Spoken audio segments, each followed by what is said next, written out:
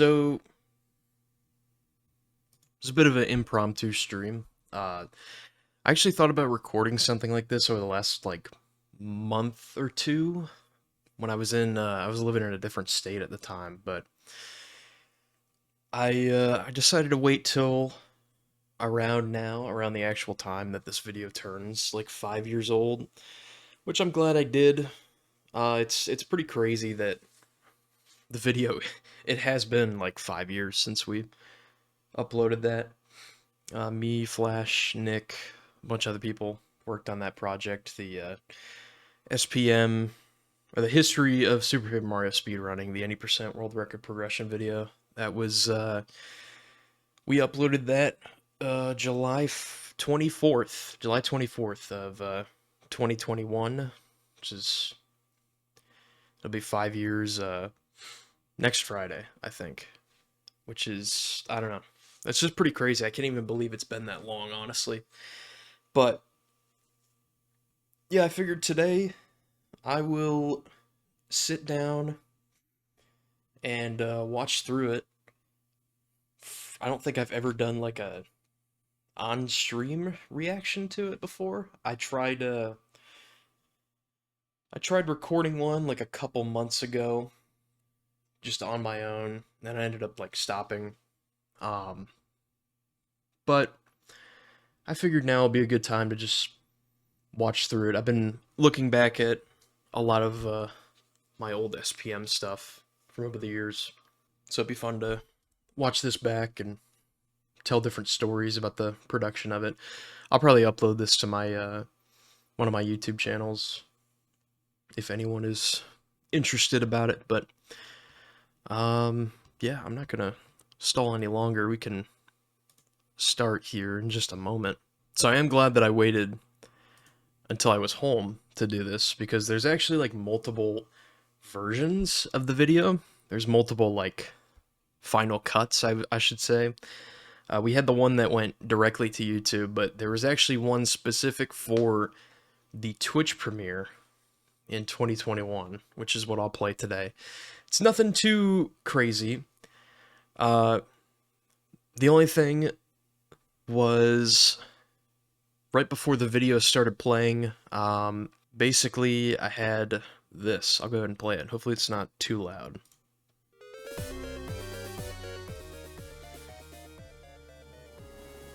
Okay, that should be fine.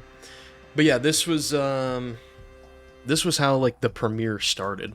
I had like a little countdown timer for around 10 minutes, a couple songs attached, which I won't play the whole thing, but I do want to play like one portion, because there's actually like a really cool segment that I made just for the intro. This was something like I made kind of within the last month, like just not like last minute, but it was kind of a final edition just for the premiere stream, which was pretty cool.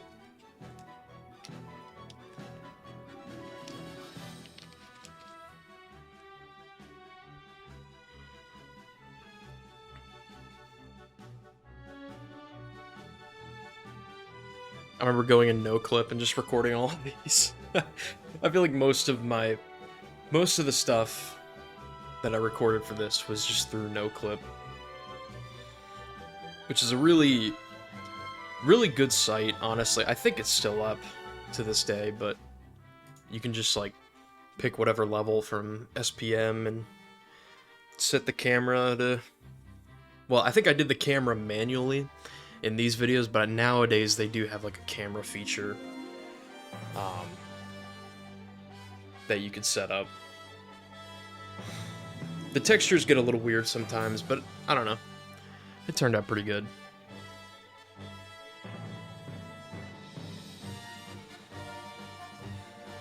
The overlapping. Yeah, I think there's a way I can turn that off in no clip. I just don't know how.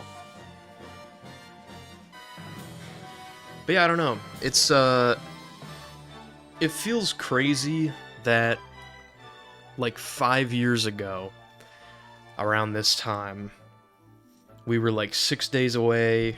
Me and Flash were just like preparing for the premiere stream, honestly putting in like the final cuts all together.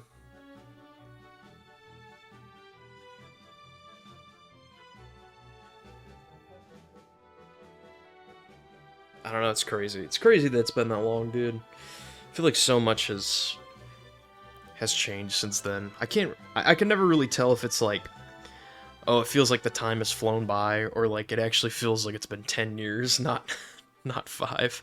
But I don't know, it feels like it's flown by. It's been I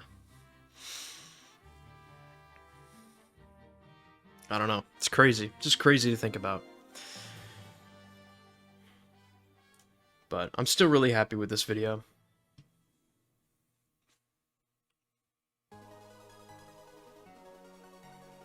Yeah, and this was the final section for like the last 2 minutes or so.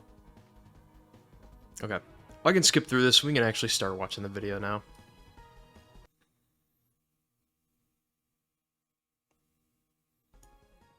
Okay, there we go.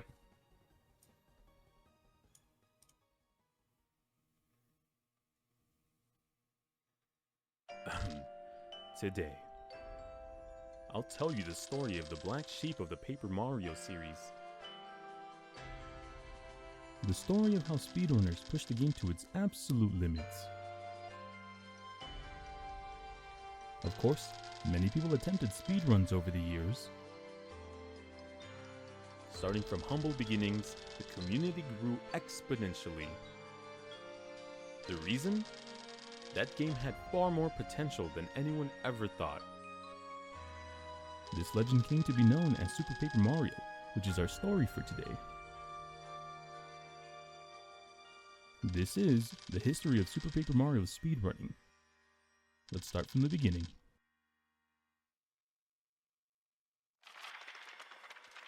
That was a really cool intro. Red Eagle Eyes did that intro, and he did a very good job. Also, one of like, I don't know if it's like the top most common comment that we got on that video, but one of them was the last line before, because this is just like the intro to SPM. Like, there's so much of this video that we just like, we honestly just kind of like, we wanted it themed around Super Paper Mario, so we did a lot of that. We did a lot of SPM theming, which you'll notice in a lot of the different, like, the chapter intro segments, a bunch of other different things. So, one of the things that we did was just, like, recreate the intro. Honestly, it's one of the first things that was done for this project, was recreating that intro. And that intro went through like multiple different iterations. Like, I think it started just as like a general community project. I think Flash was working on a version of it, and then eventually this final version was made by Glitch Doctor, who did a lot of stuff for this video, which I'll point out. He did a great job, and kind of just recreated this through video editing and just made it look clean. I know initially the first version was done directly through Dolphin, just with the text editor, which also looked really cool. But yeah, Red did a great job on commentary. And then the one comment that we keep getting is that the line right before this is "let's start from the beginning," but the book like flips to the end. It doesn't flip to the beginning of the book, it flips to the end. So that was a very common April 9th, 2007, comment that we got on the video. Super Paper Mario was released to North America. Super Paper Mario is an action RPG platformer developed by Intelligent Systems and the third title in the Paper Mario franchise. SPM focused itself more towards its platforming aspect, as well as introducing new gameplay mechanics like the ability to flip between 2 dimensions. This differed greatly from the previous Paper Mario titles, which were more focused on stage battles and open-world exploration. Due to this change in style, the game had its fair share of critics. Nonetheless, the game achieved a cult following and sold over 4 million copies, making it the best-selling Paper Mario game of all time. That's still SPM crazy was to me. critically acclaimed for having a fantastic storyline. It's just like an effect of being on the Wii, probably. This and other factors earned the hearts of many fans who played the game. I'm sure that you've all heard of speedrunning by now. The concept of beating a video game as fast as possible is certainly not a new one. Honestly, I'm really happy with how the prologue of this video turned out.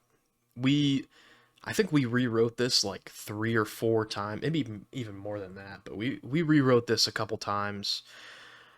Main reason was just to cut down on the time and just like make it as short and sweet of an intro as possible, but cover everything that we wanted to cover, whether it's Super Paper Mario, speedrunning, you know, teasing the whole video. It's honestly, I think it turned out pretty good. Many people have taken up speedrunning as their own passion for a number of years now.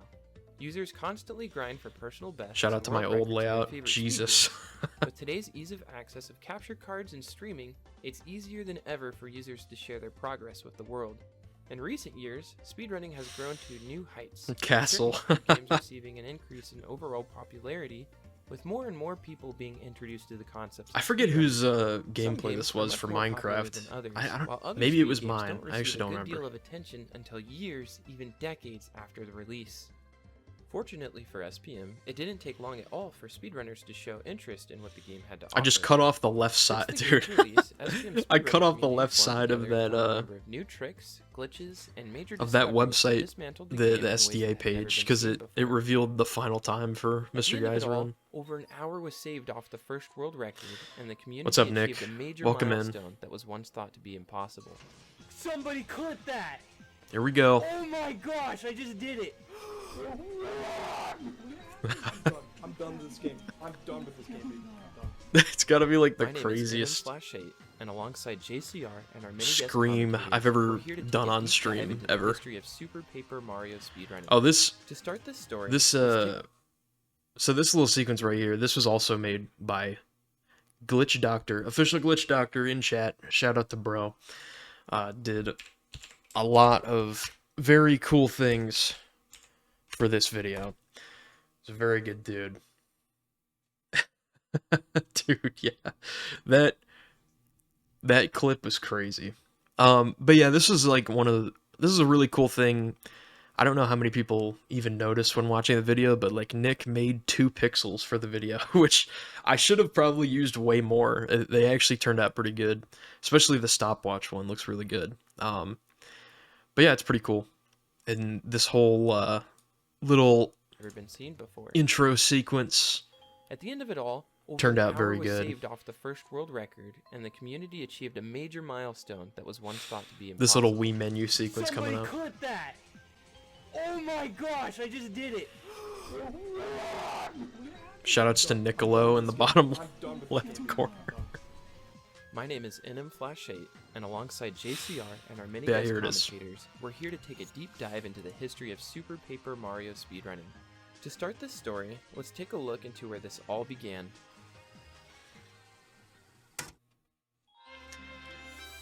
Chapter 1. Hell yeah. Also made by Glitch Doctor, this little intro thing.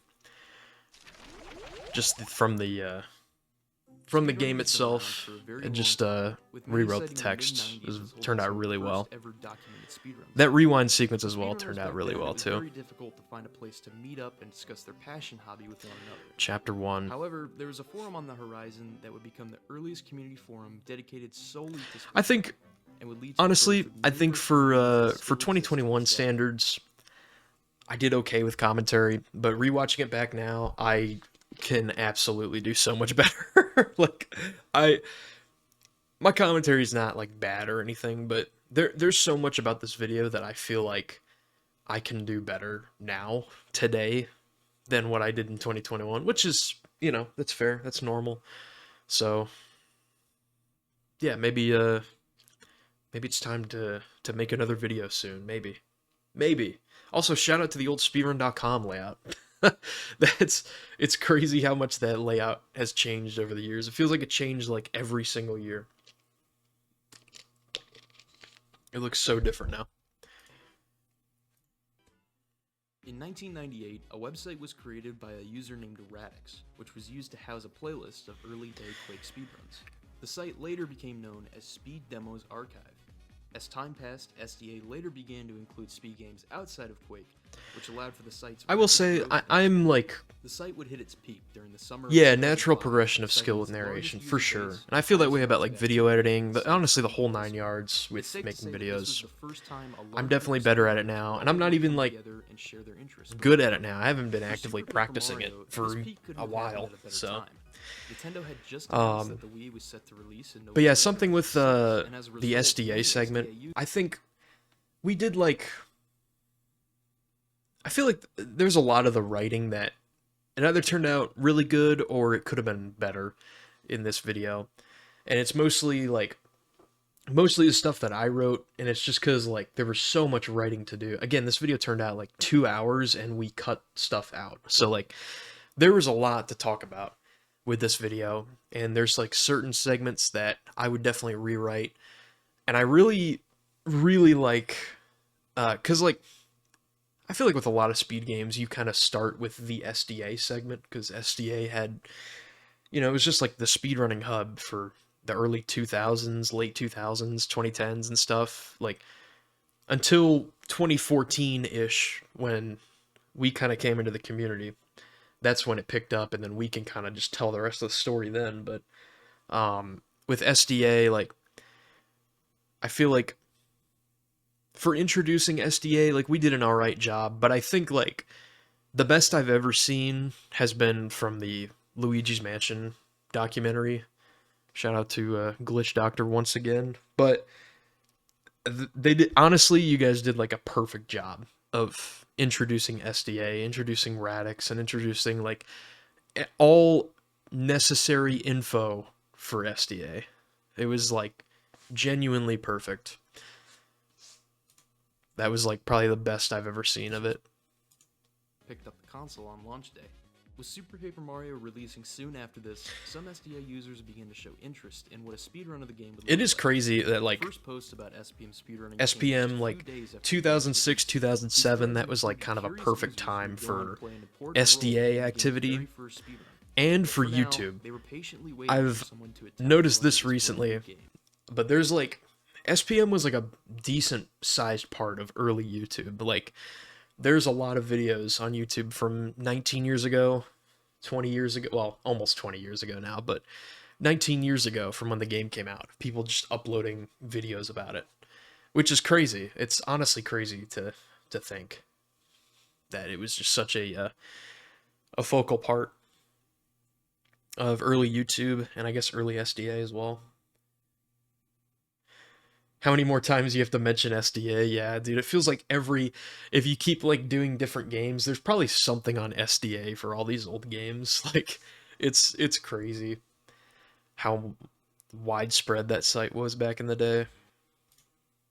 Unfortunately, they'd have to wait a very long time before anyone attempted an SPM speedrun. Just kidding.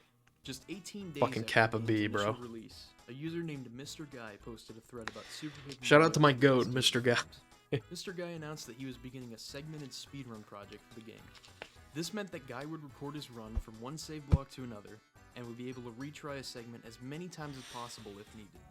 This was beneficial for the first ever run, since very little was known about the game at all at this time. Some users didn't even have access to the game due to the European and Australian That is still releases crazy being to me delayed for that 5 months. Europe had to wait Nonetheless, 5 Guy months for received this a decent game. amount of support from SDA users, That's so- especially those that's, like, who had unheard previously of shown interest in the game. Nowadays. As Mr. Guy continued to post new segments of his run, others would chime in on what could be improved in each segment, as well as There's providing just their King inputs and tricks CTTR that was they just knew. on the forums. He had to Over wait the to play the course of game nearly for 5 5 months. Users worked with Mr. Guy to help form SPM's first ever speedrun. One thing that can definitely be said about this run is that it was a community-driven goal. At the end of the day, it's Mr. Guy's run, but many different people came together to help with advice or tips to assure the first run was as fast as possible. When Mr. Guy first planned out the route, he noticed quite a few areas in which he could save time solely on prior knowledge. For example, since a fire burst was needed to wake up Peach before Chapter 2, Guy decided to pick one up in Bustovius' house. Another example is in 2-3, where knowing Genius. the code to Mimi's vault before beginning the level meant it could be beaten in just around 3 minutes. Baroxade also pointed out that using the return pipe during the game's pre-chapter intermissions could save a lot of time on backtracking. Mr. Guy also received helpful feedback to improve on mistakes that he made in initial attempts.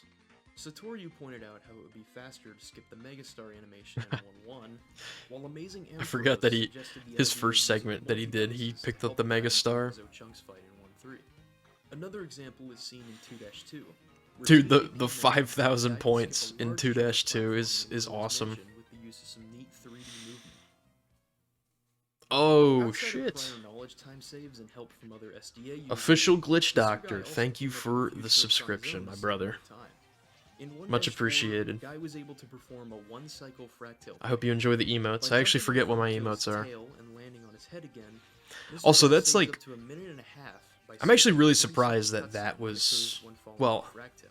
not Then that. in I think there was 2-1, this. Guy I'm used very the surprised jump that this on was done in unreachable 2007. platform, which saves a decent This amount of Goomba time jump, since he or skips the a lot of Paragoomba cutscenes. jump, like, that's As crazy. Mr. Guy Dude. progressed throughout the run, most That's- segments became pretty That's, like, very self-explanatory, impressive. since they all became very The similar to Fractal playing the fight, game casually. like, that was Guy did a actually... great job pointing out fast strats for early chapters, So, like, but jumping from then Fractal's tail back to his head, that's actually mentioned... I have it somewhere in my desk here, but, like, in the official guidebook for the game that they released, like, they actually, like, give mention to it. They give, like, a brief mention, like, hey, maybe you could, you know, avoid falling down and jump back to his head and not have to watch the 40-second cutscene. So that's pretty cool that that was used in the speedrun very early on. through the rest of the run with very few noteworthy time saves. The main time save left in the run consisted of Mr. Guy using the Bowser-Thudley combination on many bosses per Amazing Ampharos' recommendation. Both Bowser and Thudley have increased attack damage properties. I think that so this statement would allow Guy to about, hit like, bosses the time saves for the rest of that run, I think it's mostly true.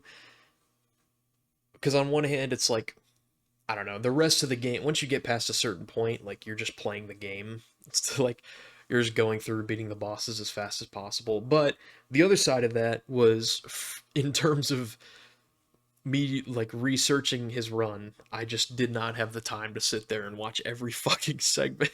So, that's, like, that's the part that, like, sucks about this, is, like, you know, if I sat down and I watched, like, every single segment, I'm sure I could find something later in, like, the second half of the run that was interesting besides just Bowser Thudley, but honestly, like, it's not much else to mention. Like, I did skim through a lot of it, and it was just, like, it looked completely normal to me.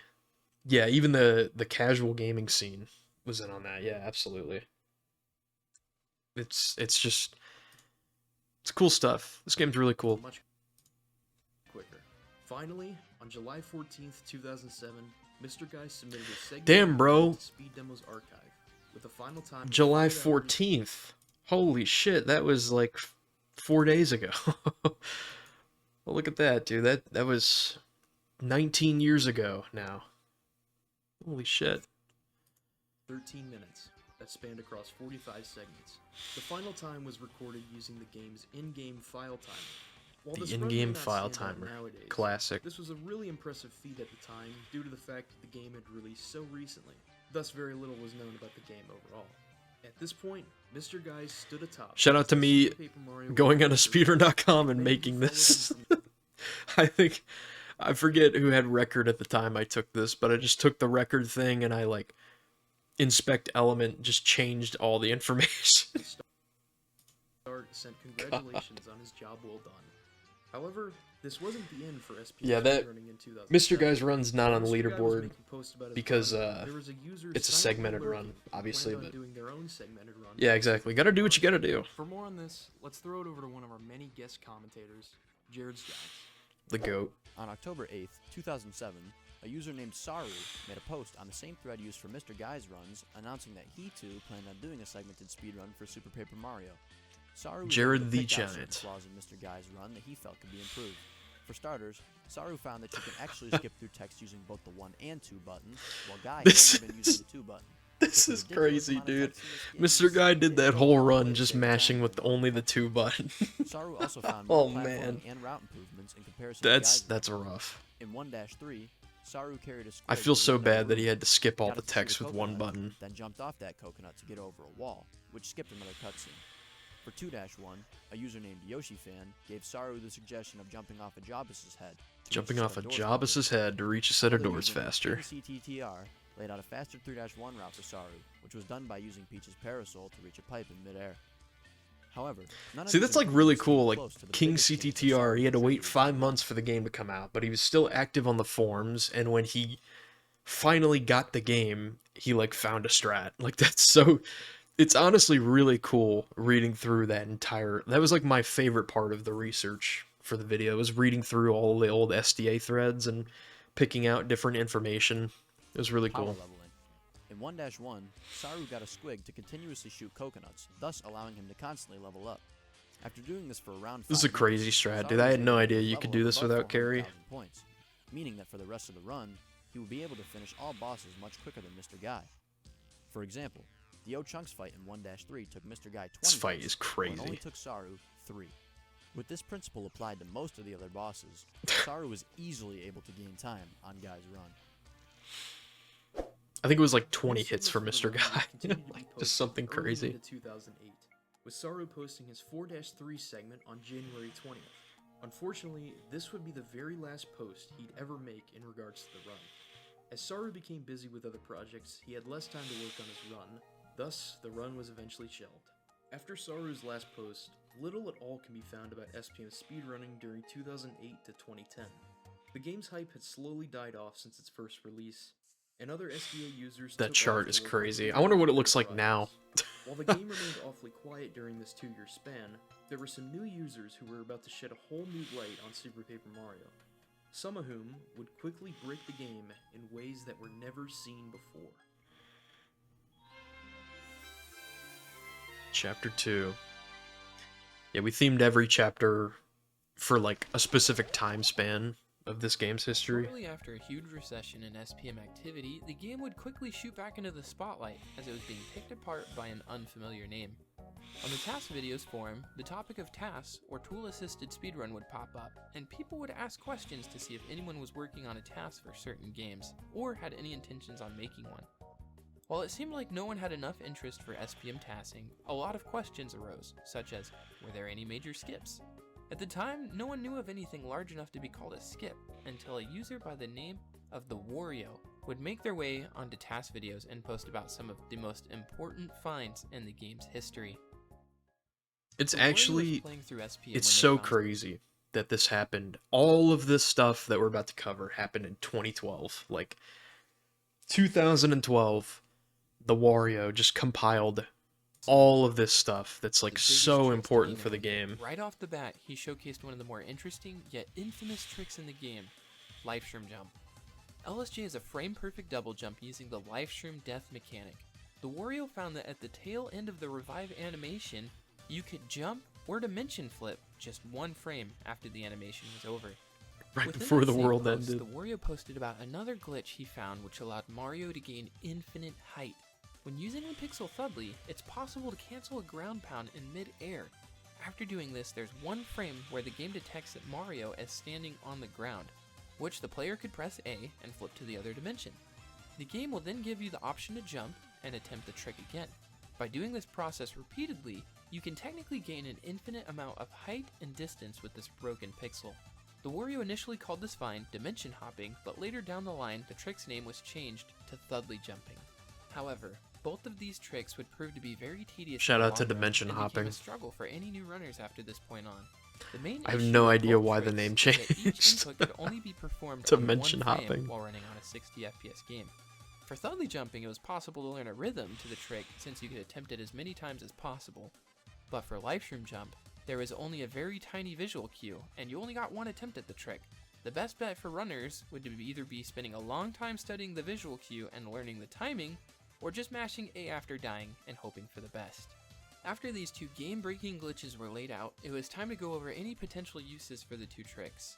For more on that, let's hand it Yeah, over it's to another one of the genuinely guest dimension commentators, hopping is a really Taylor cool Swift. name for that trick. Within the same post on taskvideos.org, the Wario provided new uses for Thudley jumps. I don't know and why, in an RTA run. I actually have no idea who came up with Thudley jumps. That was like something In we 5-1, tried to like you could skip look over the into it input and see like where did Thudley jumping like originate, but I don't know. It just whenever we picked up with the community, you know, around the time like Game Rob and stuff, like everybody was just calling it Thudley jumping.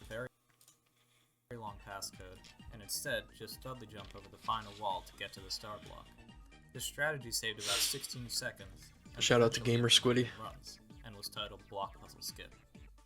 In 7-3, you can skip waking up Peach, collecting 2 apples, and talking to Cyrus the Cloud by doing an insane amount of Dudley jumps up to the last stair in the level. This trick took a large amount of consecutive Dudley jumps, but would save about 2 minutes if done very well. This strategy was eventually implemented into runs and was named Peach Skip. In 7-4, you What a can skip strat. collecting all 3 orbs and activating the Rainbow Bridge by doing 4 to 6 Dudley jumps over the gap to reach the Bone Chill fight. While this trick didn't require as many Dudley jumps as some other tricks, it is easily the largest amount of time saved in the game up to this point, saving over 7 minutes from completing the level normally. This trick was immediately implemented in runs, and was called Rainbow Bridge Skip. In 8-2, it was possible to skip Mimi's Switch Trap by doing 1 to 2 Dudley jumps up to the room above, which holds the key to progress through the level. This trick was implemented in runs and called Merlin's Switch Skip, and it saved about a minute. The Wario also provided 2 potential skips using livestream jumps as well. In 1-2, you could skip Dude, Get that- Out the Row and activate that the editing bridge by transition, performing a livestream jump, I don't know if I can go back to it. and it saved about a minute. The Wario also provided 2 potential skips using This livestream this jumps. transition right here, this singular transition that you're about to see, In 1-2, that right there, that was the longest thing for me to render through through the video editing software.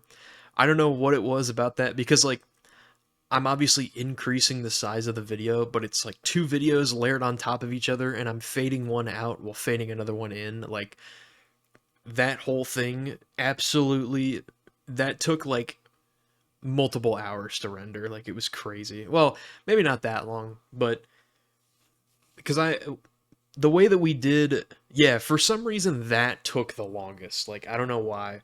It's just the whole sequence of that. It didn't take like hours, but we when we made the editing, or we did the editing for this video, we basically made each chapter as like a standalone video, and then I took all of the final chapters, like the final exports, and I just put them all into one timeline for the 2-hour video, and like matched everything together, tried to do the audio. There's a couple audio things that are I messed up in this video, but that's not that big of a deal.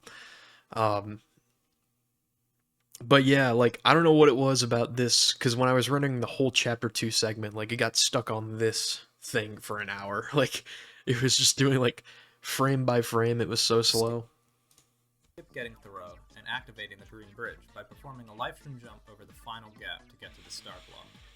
This strategy was estimated to save around 2 minutes and was called Green Bridge Skip, but the trick was often just referred to as livestream jump because it was the only key use of a livestream jump in runs. In 2-1, it was possible to skip getting Boomer by performing a livestream jump up to the blue switch that opened up the final door in the level.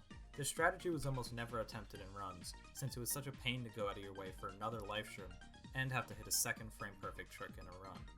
The Wario would also make one final glitch discovery, an infinite jump with Bowser and Carrie called Bowser dude. Jumps. Like, These all are of pretty this in difficult to pull off, 2012. and there aren't any major uses for this 2012. glitch to this day. Overall, with just one post to taskvideos.org, the Wario 2011 absolutely even. annihilated this Or no, game that's when he and opened joined. the door of many Oh yeah, it was posted in 2011. Holy shit, dude. June of After all these 2011. newfound tricks, a few new runners would enter the scene. Unbeknownst to any SPM runners in the West, a small community of Japanese runners formed from November 2010 Dude, this was to June 2012. this was While also much proof or video doesn't exist anymore, another really cool we part were of able to find researching. old leaderboard screenshots. So much of the information with like the world record progression before like 2014, 2013, like predating that, like it is very, very, like very difficult to tell what was a world record, who did what run, you know. Yeah, so this was, I forget what forum this was, but we found it on literally through an SDA thread. Like, we were reading up on an SDA thread, and someone had linked to this leaderboard, this from this Japanese site. But the thing was, like, the link itself nowadays is gone. And what you're seeing right now is literally through the Wayback Machine. Like, if it weren't for the Wayback Machine and we went through and found all of these, like, captures from... Yeah, I think it is Nico Nico. I don't know what it was, but, like, it's just, like, when I tried to access it in 2021, when I was working on this video, like, I couldn't get it to work, but Wayback Machine, I was able to get it to work and, like, get screenshots. Yeah, and it's like there were multiple different, like, these screenshots that you're seeing now, like 2010, And other archive 2011, pages give enough proof to say which runs 2013, were like, records that's just different Wayback Machine screenshots, which we were able to piece those all together and tell, like, what was a world record, what wasn't, what was the fastest time, like, who did what run, all that stuff. So it's not, like, 100% accurate, but it gave us enough information where, like, because really it's just RecV getting, I think, 2 world records, and they just stood for the entire time for, like, like a year or two. Unlike the runs prior to this point, But all it was really runs from cool. Here on out were done in a single segment, meaning they were done in It was one very full fun to recording from start put that to finish, together. instead of being done from save block to save block. According to a few forum posts, Rikuma or RecV held the world record with a time of 4 hours, 37 minutes, and 22 seconds on August 10th, 2011. 2011, like, We'd love it's to so give an in-depth crazy. analysis on what improvements were made in this run. However, none of RecV's SBM runs can be found anywhere. The little bit of proof we have left was a picture of their splits on an ancient Google Doc that held some Yeah, of that the is older literally it. information. A user named The Ticken would do runs around this time as well. While they never had the world record, this is some of the earliest footage that still exists of a single segment RTA run, so we figured it'd be nice to have it on this list. Also, early the Ticken, I'm 2012, pretty sure, RecV literally achieved another translates world to record the with a chicken. I time think of that's just 4 his hours, username, is 36 the minutes, and chicken. 38 seconds on January Pretty sure, 26th. not But 100%, as but mentioned, the video no longer exists today. Moving back to the old SDA forums around mid-2012, a runner by the name of Doisum began to take interest in Super Paper Mario yeah, speedrunning. we got very lucky While with the that. old 2007 Pulling forums that on up through SDA Wayback had gone Machine, completely that, like, silent, Doisum literally decided that to make a new saved the post world in record June progression 2012 probably. under a thread And I'm not about even, like, single-segment SPM runs. the thing with this, He like, ended I'm up not 100% certain that this is the true world record progression from that time, because there totally could just be, and I could say this about any speed game, but, like, there totally could just be another run sitting out there that nobody knows about. Like, someone got a world record in 2010 that nobody knows about, and it was, like, a minute faster than RecV or something like that. Again, yeah, you could say that about any game, but, I mean, I don't know. It's just cool that we were able to piece that stuff together, and then rolling right into this section about Doisum. Like, Doisum did so much for this game in 2012. that he planned on doing a single segment speedrun for SPM and shared his route with users. Yeah, it really to is try just to putting retain pieces feedback. together. A few of Doisum's route It's a lot of improvements fun. include using a shell shock on both Bowser fights, picking up the Power Plus to save time on leveling, and picking up various items and catch cards to sell for coin routing. This would allow him to Dude, open the up catch blue cards pipe for from coin Flipside routing, to that Frog is Pipe, like...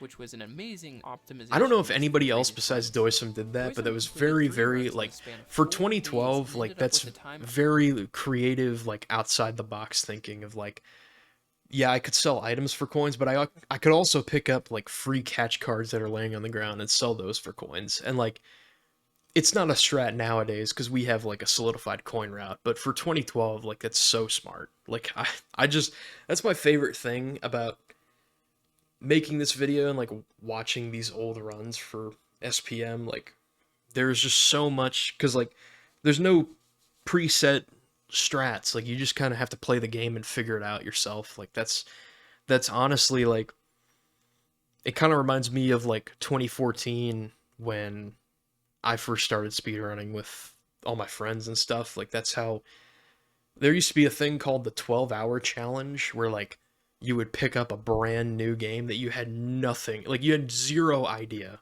how to speedrun the game. You may have never even played it before, but you would sit there for like 12 hours for like a weekend and try to learn it and then do a run. And that was the challenge, which is really cool.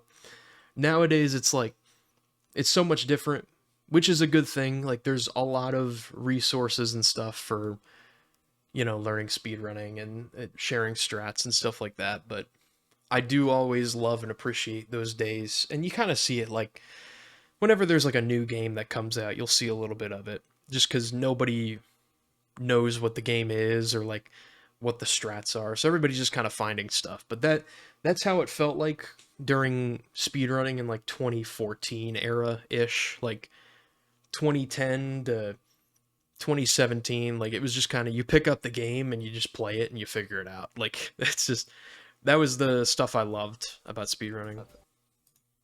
4 hours, 52 minutes, and 28 seconds. I'm sure it still While exists Doyson to some never extent to actually this held day. the world record, these runs were pretty significant, as it's some of the earliest known recordings of the tricks like Dudley jumping, Rainbow Bridge skip, as well as a few other time saves found by the Warrior. Also, yeah, I'm really glad Doysum that we also mentioned. helped in making numerous route There's a couple improvements times in this runners video would that we use to mentioned, make. like Doysum, for example, never held the world record, but I mean, just his posts alone, like that, fed so much information to us. Like it was very important for us to mention Doysum, Years so I'm glad that we did that. to come.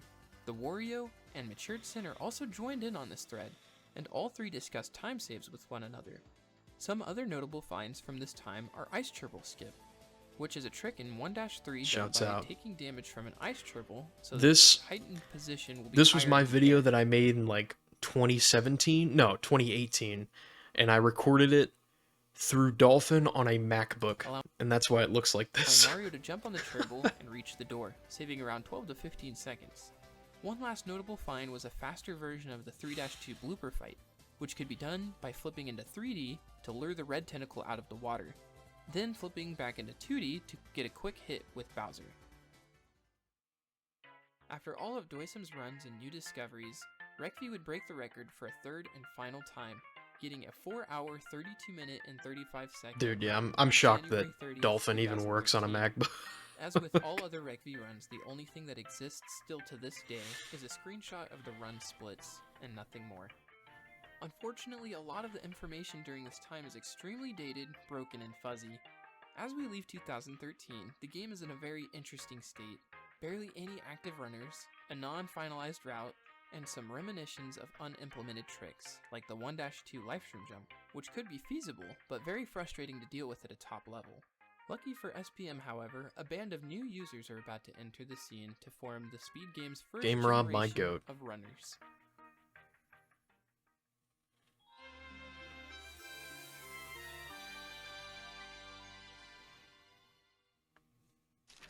The first generation. As 2014 rolled around, the SPM community found itself in yet another activity slump. Following Doysum's departure, the game had very few active runners, so there's very little information to be found during this time. While not much activity occurred on the speedrunning side of things, there was an early showing of a new sub-community that had yet to be seen in SPM up to this point. Glitch Hunters. Glitch Hunters are a subsection of a community that dedicate a majority of their time to finding God, bugs or what a glitches that clip. may help improve a game's speedrun. These glitch What a hunters may layout, also what a use an clip. emulator to slow down game speed and create specific button inputs for every single frame. This is the same process used to create tool-assisted speedruns. or This, tasks for that sure. was me, In late my attempt 2013, at tassing a well-known right there. tasser named Malio began to task Super Paper Mario. Malio had worked on a task for Paper Mario the Thousand Year Door prior to this, so he took a keen interest in SPM due to both games being made on similar engines. While Malio never completed a task for this game, he did find a glitch that would prove to be totally game-breaking. On January 22nd, 2014, Malio made a post on taskvideos.org about a small out-of-bounds clip that he ran into during the tasking process.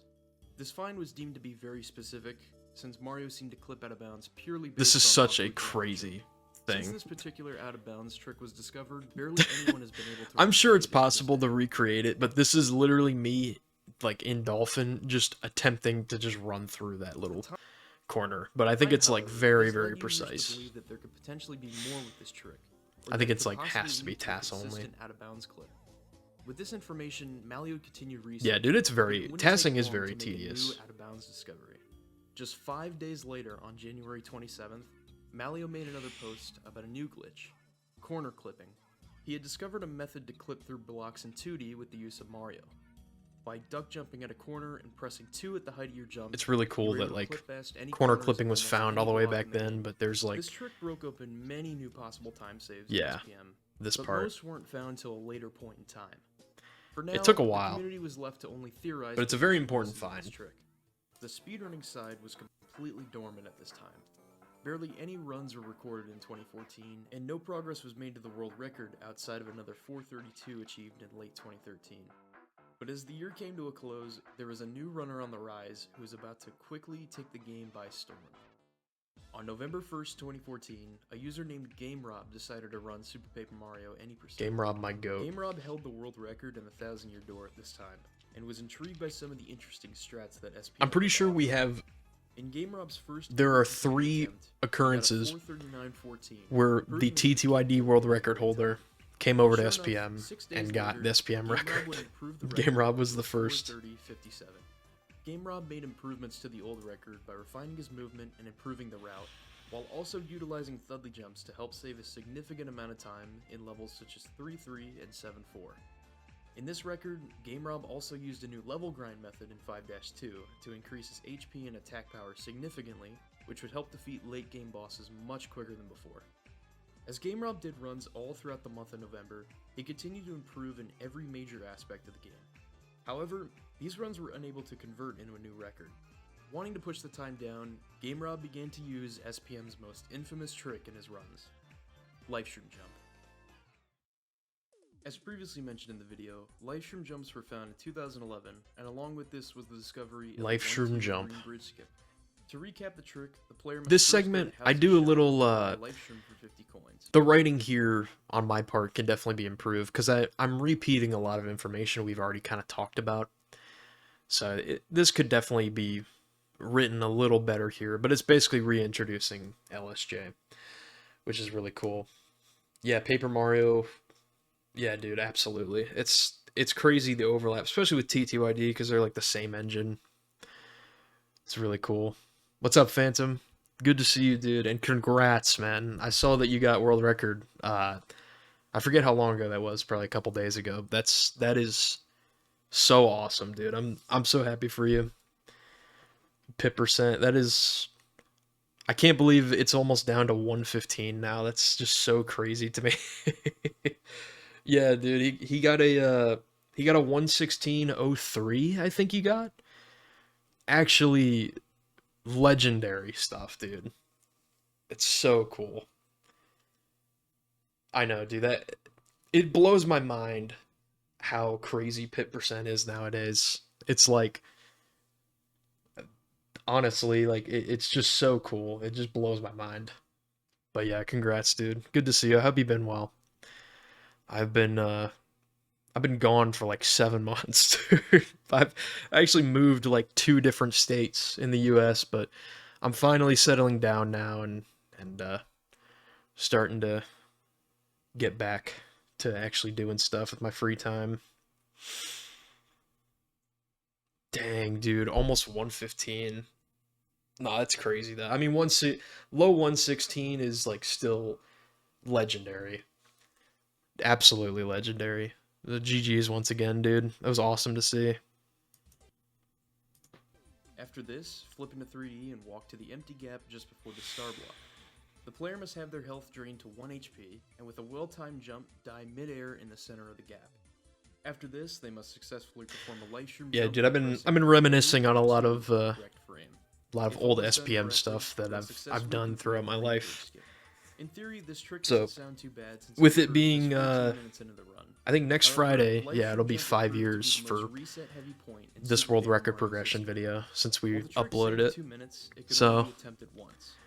If you missed it's been one cool frame, to there'd be no rewatch point it completing and the react level to it. normally, since you lost so much time buying the livestream. This meant the only option after failing the trick was to reset and start a new run. This quickly became a large deterrent for running the game. Yeah, I know, Many runners it would does get not feel like... frustrated at having to play the first 4 It's just frames crazy to think, over like, and 5 over years again, ago at this or time, we likely were miss a 1-frame putting point together and complete the process final again. preparations for this On the flip video. side of that, a 2-minute time save was huge for crazy. the run at this time, since the strats used were very limited and could only be pushed so far.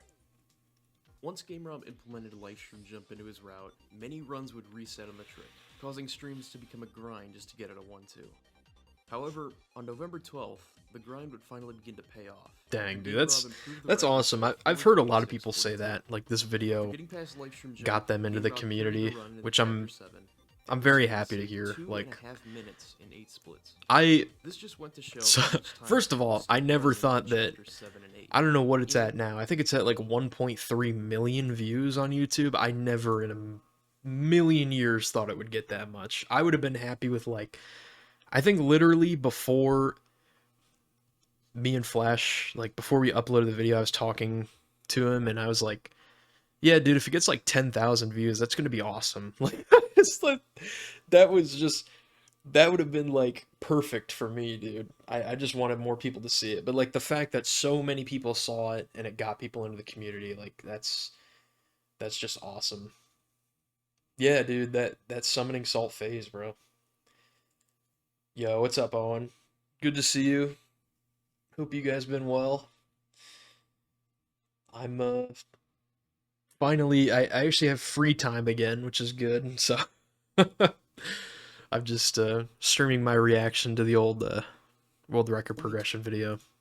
12 days of doing runs, GameRob was able to improve the world record by. But yeah, over dude, Flash 9 was like, minutes. I mentioned him a At couple this point, times, but GameRob Flash was had such far a away established important himself part as the best SPM for this player. video. Like, But of course, he this was video a never player. would have existed Over without the next him. month, This was GameRob like would grind SPM his up original in hopes of idea, doing another run. and then once his While his record was fantastic we lost a during lot the of final progress. stretch, Like, there was ample I time guess I to could save talk during about the this. first Like, chapter. very early into the project, we lost progress because I think his laptop died or something like that, and we lost a lot of footage on that. So we had to start a lot of stuff over again from the start, but we did. I came in and helped out quite a bit, and yeah, I don't know. I'm still really happy looking back on it. You know, seeing this video again, like it's just I'll always be proud of this video. I'm glad that it turned out. You know, I'm glad we were able to finish the project. Like, it didn't. You know, if it never happened, there's probably, you know, things would have been a lot different. So I'm happy that we got it done. The hardest part, as per usual, was getting past 1-2. GameRob described this time being a constant grind fest. Having to repeat prologue over and over again until hitting a 1-frame jump was very tedious, and sometimes it was too much to put up with. But alas, he continued attempts up to December 14th, 2014, when this happened.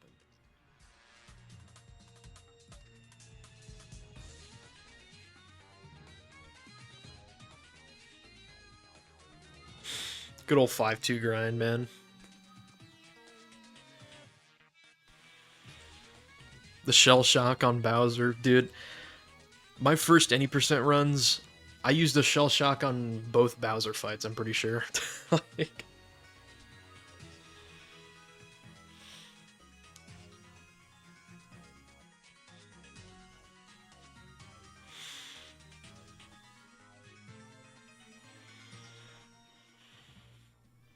This run wasn't perfect, but I am really, really happy with it. I want the 421 summa best, but I'm not going to get it. Because I'm probably not going to do any more runs this game. I think I'm done with this run. I might come back eventually, Blue, but this game is like, once you start doing Livestream Jump, it becomes a huge grind. At least that was my experience. I really didn't enjoy resetting on Livestream Jump a bunch. It made the run a lot less fun for me, so I'm really happy that I just got it over with. With that final run, I love that little segment from Game Rob. I'm very glad we put that in the video. I wish there were like more segments that we did that for. Like, I know for all of my runs, like I obviously never had a record, but like all of my PBs, I go through and talk about my run. Just not really for any other purpose besides like when I look back at it nowadays, I can go to the end of the video and, you know, see what I did during the run and how it was, like how I felt about it at the time. So it's cool. I'm glad that Game Rob did that little speech at the end and we could put it in the video. Yeah, dude, I saw you guys been running the tournament this year. That's awesome to see. I'm very happy the tournament's still going on. You guys been doing a good job with it. Yeah, there's a ton of old strats. I used to use like I think I used a tonic on like the Crocus fight at one point in time. that's just like, there's so many old strats in this video that are just crazy to watch. Improved the record by a total of 11 minutes during his month-and-a-half tenure with the game. Staying true to his word in the recording, this would be the last SPM run that he'd attempt for a very long time. Even with his short tenure, GameRob proved to have a lasting effect on SPM. I was mentioning it earlier, but Doisum picked up cards and sold them at the card shop for his coin route in his like 2012 runs. Like that's, But unlike prior I was saying like I'm pretty sure that's the only time anyone's ever done that in any percent. GameRob was soon to have competition. Before that, a few notable things occurred in early 2015. Over in the glitch hunting community, DSY continued to post new SPM videos to her playlist, and made some new... Dude, you absolutely should. That'd be... One of these was a I would love to 3D watch that jump Phantom. using Like, throw. I'm By very holding an interested, enemy like, and jumping just before the 3D meter runs out, how Mario will take damage in the midair pit in that and run, quickly like be how able it to holds jump up off the to, enemy. This trick can be used you to know, skip like a the few gaps or best reach pits high that have ever been places, recorded, but an enemy like must be with pit present in the light and room stuff for like the trick that. to work. The last few videos showcase things like Peach Skip, Bowser Bumps, Seen all the new and A2 strats. Merlin Switch Skip. While June 2015 marked the end of the playlist, it would be constantly looked into by newer runners and community members to see many of the weird glitches that the game had to offer. Oh, dude, Another thing that happened in 2015 the one thing that was the sucks rise of about Super Paper that is like after this video was made, I'm pretty sure YouTube made an update where like you had to opt out of this, but basically every unlisted video was like set to private at one point in time, which really sucks. And I think some of those videos on the playlist were set to private. I'm sure they're still up, but just I don't know if it's still unlisted on DSY's channel or not. That just, I hate updates like that from YouTube that just like Speedrun.com page. make it harder to The page preserve was added history. sometime in 2014, but wasn't actively used until GameRob's runs. From this point on, speedrun.com/SPM will become the home of every runner's times, rather than runs being placed in a Google document. With the site's introduction to the community, Dang, that's it quickly awesome. became a spot for runners to talk with one another and share strategies to help newer runners that were Pit percent interested in is taking like on so new crazy pursuits. nowadays. About I'd halfway love through to do like a 2015, deep two dive brand new on challengers how were the born. category works nowadays. On June 2nd, a new runner named I'm Dead would submit his first ever any percent run, with a final time of 5:09:39. Similar to GameRob, Dead was the 1,000-year door any percent world record holder. My highest placement on any percent, GameRob, however, Dead would stick around in it the was SPM technically for years 5th to place, come. but it'll All throughout the be, month of if you look June, back on Dead would SRC, compete it'll on be 4 4th separate place stages, around like finishing off the month 2019, I think, 2018. I got like, the closest I ever got was like, I think I got within 3 minutes of Flash when he had the record at the time. Pretty sure. I could be remembering that wrong, but it was somewhere around that time. And that was the highest I ever 440. got. Dead was on improving the at a steady leaderboard. rate And then I had continued that to do runs all 416 throughout the for summer. However, a for the while. first time in this game's history, And then he after wasn't this the only video person came out, I actively came running back the and game. On July got, like, 24th, much another better new times. runner, Eventually I got Mirror sub Man, 4. would submit his first any percent run to speedrun.com at a time of 4:51:19. Mira had played Mario Kart DS and Paper Mario 64 before this, but had practiced SPM for a while before submitting runs. Just like Dead, Mirror did consistent runs for about a month until improving his time to a 4:35 by the end of August. With summer coming to a close, both Mirror and Dead would become very busy, and would only be able to stream attempts every now and then. However, something interesting was developing during this time. During the summer, a new app called Discord was released to the public. This app was designed as a new I forgot. platform specifically I forgot for that gamers before to communicate Discord was with even a thing. In August, a Discord At server was least, created like, for all Paper Mario me and my old speedrunners, friends, and like some like users Nick, began posting in that Glitch Steam Doctor chat. in chat, People we who were had all just on previously taken Skype interest in before FPM came Discord. together to show Which their love Skype, and I'm pretty sure is support not even a for thing the Paper anymore. Mario game. While the feeling of community wasn't Shout out quite to there yet, Andric. there was enough interest in the game and the right number of runners to classify this era as the first generation of SPM runners. With that being said, the story of the first generation doesn't end here. And the new year Yeah, I will don't bring know if there many was new ever like a changes to Skype Super group Paper for Mario. SPM. As the new Honestly, if year there of was, I had 2016 no kicked idea. off, new improvements were set to be made in SPM very soon. Dead and Mirror both got back to actively doing attempts during the month of January, and would consistently stream multiple nights a week. Dead was the first to PB, getting a 4:33:38 on January 14th, which improved his time by over 7 minutes. Shortly after this, Mirror would go on to get a 4:33:22 on January 31st. This would become a common pattern for Mirror and Dead, where both runners would PB in a similar time frame and have times that were very close to one another. As both continued to improve at the game, they would begin to form a friendly rivalry, since both were the only two active runners streaming SPM at this time. As a few months passed, Mirror PB'd on 3 separate occasions, lowering his time down to a 4:25 in late April. Dead would also improve his time again in May, achieving a 4:28.04. At this point, both runners were extremely close to passing GameRob's old time, which had stood strong for around a year and a half now. No major skips were added to the run, rather both Mirror and Dead made slight improvements and refined their movement in each level to match GameRob's skill. These two were like, Summer of 2016 was this rapidly era of approaching, SPM, like and a I remember large number of watching people would Dead and actively Mirror, tune like into their streams Undead's live when I was streams in high school, in like hopes of being there for the record. This it was wasn't a question just of if they'd beat the record, such a but fun rather time, like who they were would beat the just record back and first. forth. Luckily, viewers didn't have to wait long to find their answer.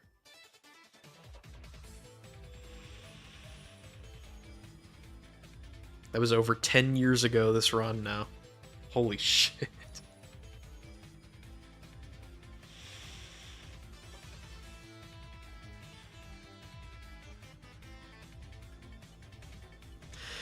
Do I think the run was more Finally, they take difficult? the world record with a final time of 4:20. I don't know. I mean, LSJ was definitely the main thing that people did not like about the run. Like, because it was just like, a lot of people, I think for LSJ, like you either studied the timing, which I eventually had to do, but the first thing I did, which I know a lot of the people did this, was just mash the A button after you died and just hope you get the trick. And that was like so inconsistent. Like, it was very difficult to get that. You could actually like study the animation, study the timing, potentially get it like a decent amount of times, but just having a reset and 1-2 every single run was like so annoying for a lot of the top runners. But I will say, like, pretty consistently, I know for sure with me, and I think with Dead and Mirror as well, like, if they just got a run past LSJ or past the beginning chapter or two, like, it was definitely going to go the distance. Like, there was a lot of time still left to save in the later chapters where, like, nowadays, I mean, well, especially with Castle's run, it's crazy now, but like even at the top level, like it's gotten to a point where not only do you have to play very well early game and hit the stuff in chapter 3, but then you also have to get all the way to chapter 7, not fumble on Peach Skip, not fumble on anything else, and then maybe you'll PB, you know, like I think it's definitely more difficult nowadays. It certainly is more optimized, I would say, for sure. There's like so many high level optimizations nowadays, at least in my eyes. 24:34, just barely beating GameRob by only 6 seconds. The final 3 chapters of the run were some of Dead's best splits, and of course he ended off the run with an insane Super Dementia. The Stratus. With that, GameRob he found that finally on dethroned accident. He after just did holding the that world record for in his world record. 540 days, and Dead received congratulations from the entire Paper Mario Discord. 540-day world record is crazy for GameRob. In hopes of beating Dead's new time. Dead's run wasn't perfect, as there's a decent amount of time save all throughout the mid-game. Mirror continued runs throughout the summer, and over the next month would either have runs not get past LSJ or die in late game. But finally, on July 11th, Mirror would finally get the run he was looking for. This run is also 10 years old. Holy shit. 10 years old as of like a week ago. God, it's crazy, man. 10 years ago, I was spending my summer watching these two play SPM. Beating out Dead's time by just 16 seconds.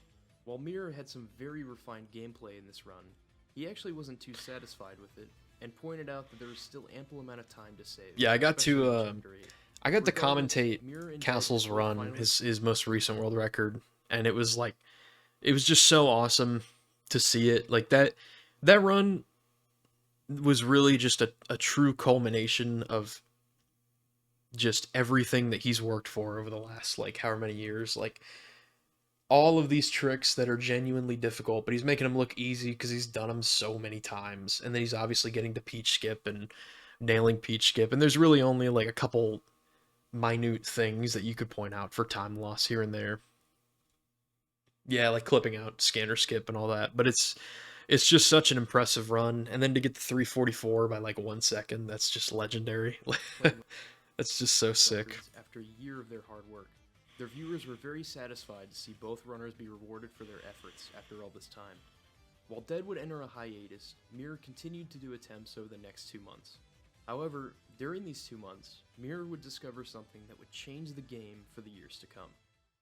Sometime in early 2016, Nintendo announced No. an eShop title No. for Wii U, which would now include certain Wii games. It was eventually announced that one of these games happened to be Super Paper Mario.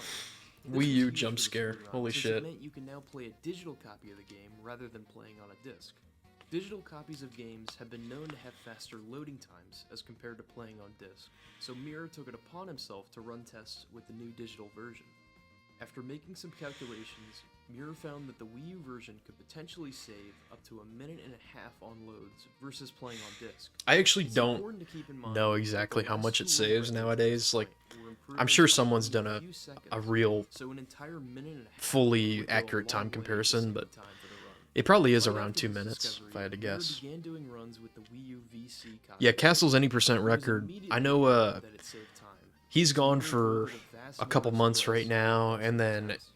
Just a few weeks towards after the end of Wii U this year, he attempts, might be gone for Mirror like was able to a improve the while record to doing a some full IRL stuff. 10:40. So With the help of I don't know how Wii many. loads, Mirror could afford to lose time in certain areas. I don't know if since he's there was a gonna huge come back and do runs actively at any point for the rest of this year.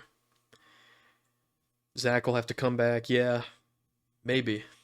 I'm not sure if he will come back. I know Zach has been like grinding Legend of Zelda. I think Twilight Princess. He's been trying to get record for that. Yeah, and honestly, it's a fair point. The Castle really doesn't. He doesn't have much else to prove with any percent. He's set for sure. So, but I don't know. It's like it definitely could be a run that stands for a long time. Or you never know if, some new runner works their way to the top and finds a way to get a 344.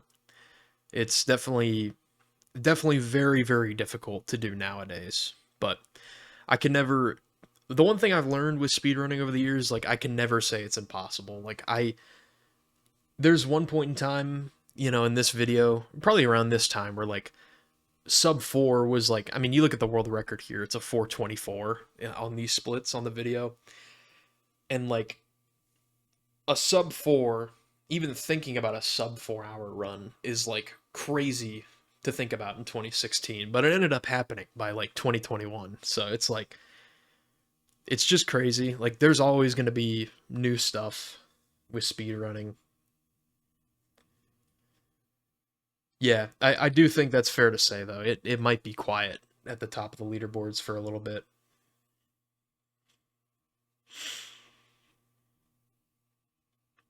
Dang, 24 people have sub 4. That's just so cool. Like, not only...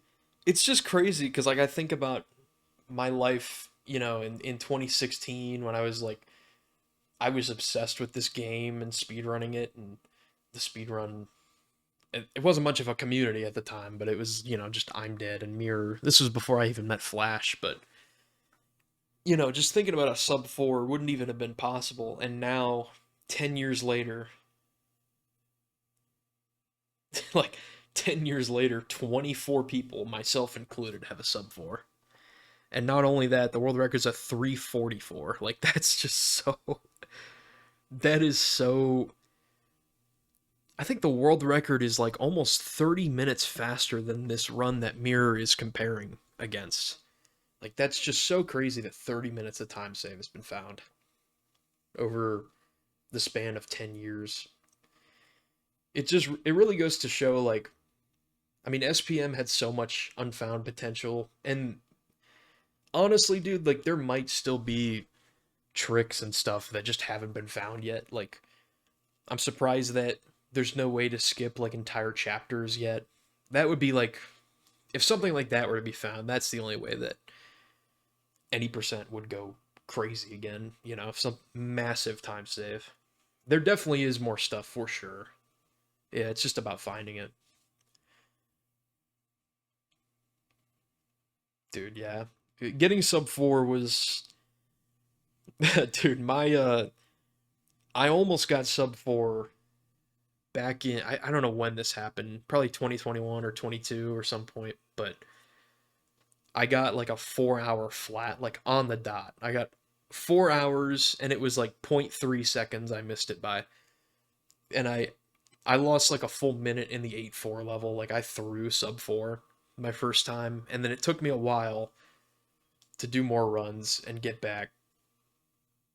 But I did get like a 357 finally, implementing GBS and stuff. Even if I didn't do GBS, I think I still would have got the sub 4. So it was a very hype moment for me. Dude, yeah, the sub 120 pit percent has been like, there's been some awesome moments in pit percent just because it's such a different category than any percent. Like, obviously the first half is similar to any percent, but once you get to the pit, it's just like all bets are off the table. You know, there's obviously like strats and stuff, but especially at top level, you just kind of have to play with what the game gives you and hope everything works out. It really is such a unique category. Huge advantage on the version that he was playing on. After Mirror's last run in September, the record would stand still going into 2017. These past 2.5 years of runs from GameRob, Mirror, Dead, and many other runners were some of the first glimpses of competition in the game. And as 2016 came to a close, more and more runners began popping up to do their own. Dude, look at that. 21st place. This trend 5:23:03. where we'd witness these runners come together and Holy. lay out the foundations of a true community. Dude, hang on, wait a minute. I'm going back. Out the foundations of a true community. Look at this. Bottom left of hang on, wait. I might be able to zoom this in. Castle Warrior says, my Thudley jumps have been terrible lately. Dude, shouts out. Shouts out to Castle Warrior.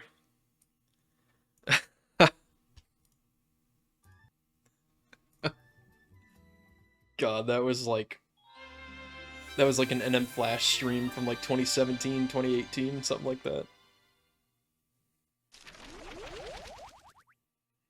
As we enter 2017, a mirage of new runners are about to enter the scene. While Dead and Mirror went on an extended hiatus, Dead would eventually return to runs, while Mirror would not return to any percent at all. Mirror and Dead's Yeah, that's SPM right. streams Dude, in Mirror, 2016 actually had a significant at this point in impact on the time, game's future Mirror runners. went and fully did pit percent in 2017, and that was pretty much the last thing that Mirror did for this game, I think, was a ton of pit percent for a couple months. This time, there were no any percent video tutorials available, so knowledge of running the game was either through the spread of older documents that were floating around, or by watching Mirror and Dead play the game. Due to this, certain viewers that frequented Mirror and Dead streams would actually go on to do runs of their own, leading to a significant increase in runs Give from it 8 2016 years. to 2017. That's all it takes, An just 8 interesting years. example is when a viewer named JCR caught wind of Dead and Mirror's streams and Oh, became shit. interested in running Super Paper Mario. JCR was able to gather a few runners from the Luigi's Mansion speedrunning community to do a Dude, blind any percent HD race together. Lax. The runners included were JCR, Jared's Giants, HD Lax, Glitch PhD, and A2 Rhombus.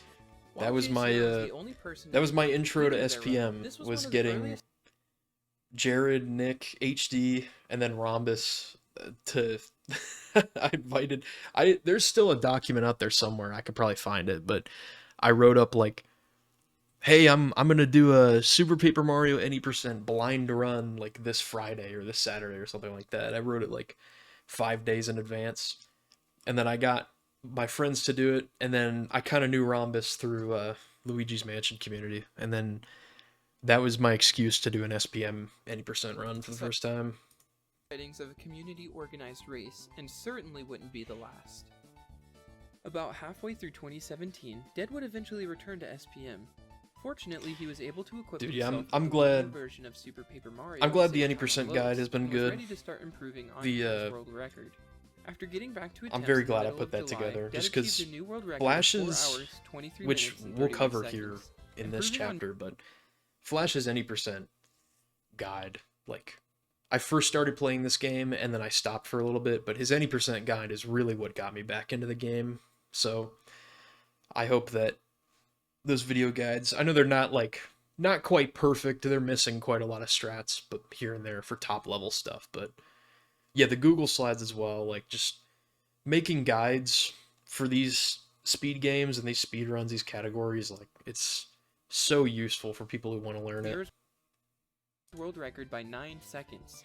This was a decent run by Dead standards with a very solid early game, but when it came to Thudley jumps, Dead would lose quite a bit of time. Similar to Mirror, he would get tons of new best splits due to the faster loads This on game, Wii U. yeah, definitely can be Dead felt the overwhelming. record could be improved by a lot, so much so that he felt he was inching closer and closer to the next big milestone, a sub 420. Over the next 3 days, Dead would continue attempts, and on July 28th, Dead would break through big time.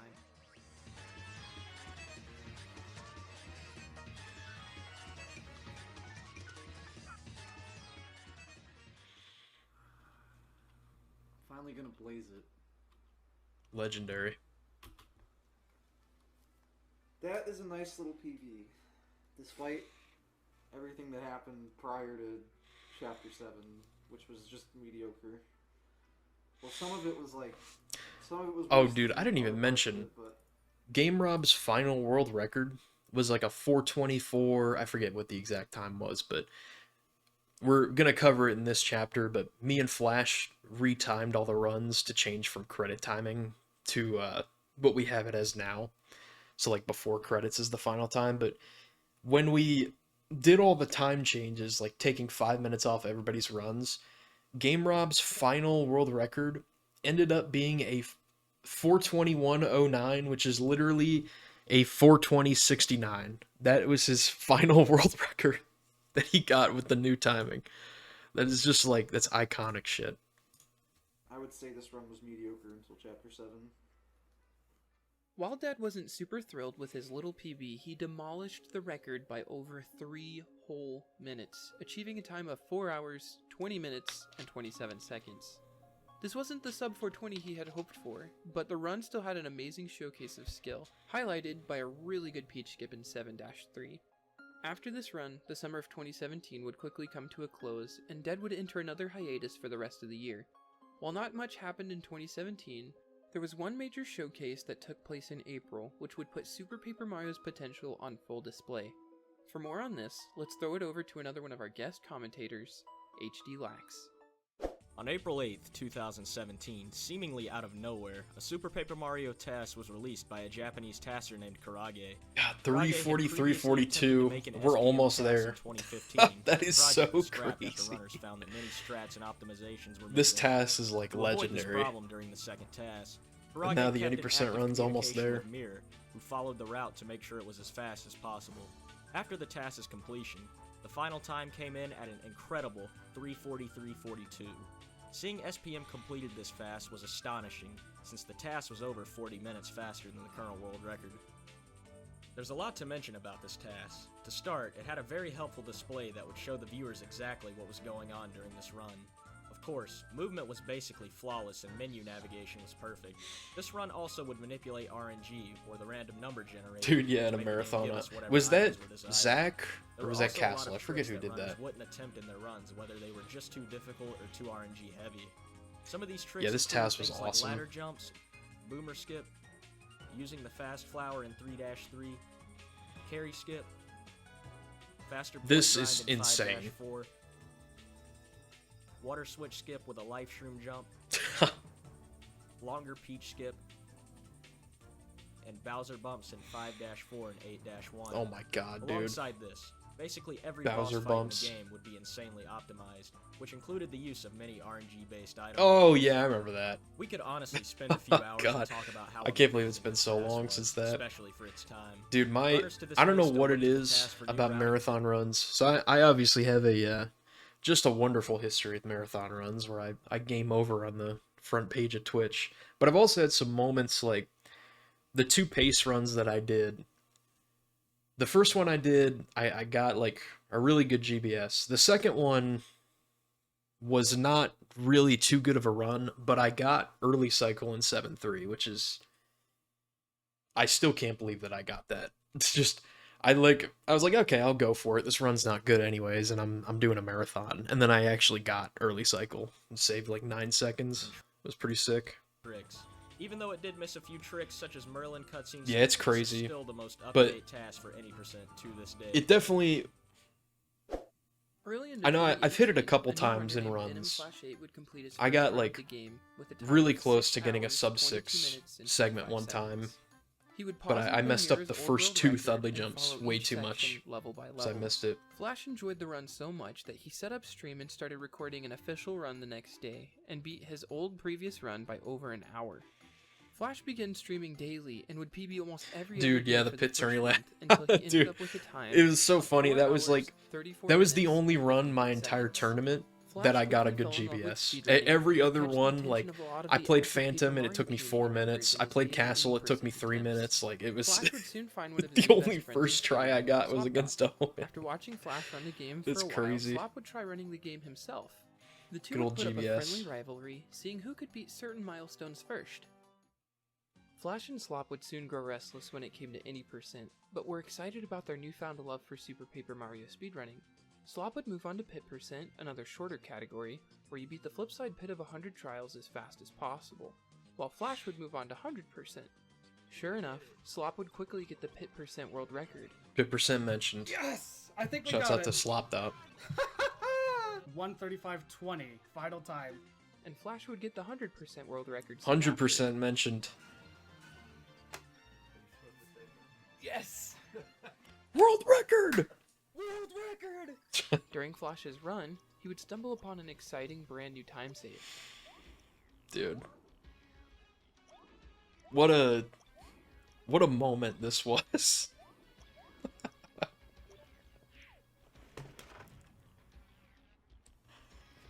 Somebody clip that! Oh my gosh, I just did it!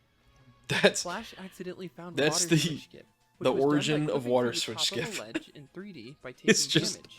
The trick was previously Flash showcased just in past, swimming made the year in before 100% and not when really using a paying life shield attention. jump, He just but clips with through the this new wall. method, it would prove to be viable in runs.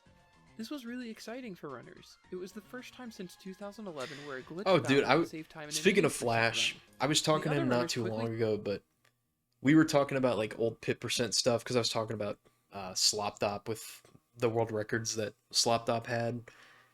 And Flash did like all the categories at the time. He obviously got any percent record, hundo record, but he almost got Pit percent record, funny enough. He was like, I don't know if he was in like the 70s or 80s or something, but this was back in the day where you could be like minutes ahead of the record because, you know, it was like a 135 at the time. So if you just got a good pit, you got good luck, you could be ahead by a good amount. And he was ahead of Sloptop's record, but he died in like the 80s or something like that. So he would have gotten world record back in the day. Yeah, the Flash sweep, dude, it actually almost happened.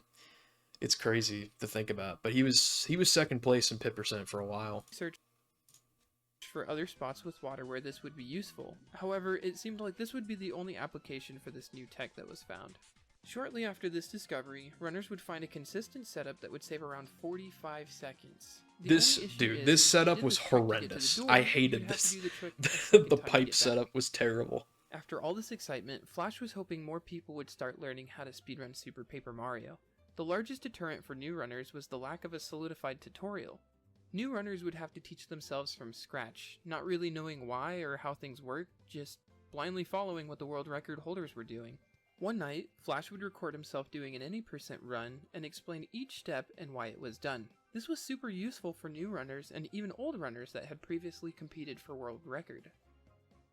With the video guides finally serving as a solidified public tutorial, some familiar faces would soon return to the scene. One of them being JCR. After he saw the Oh, new shit. video guides, he would seriously pick up the game again.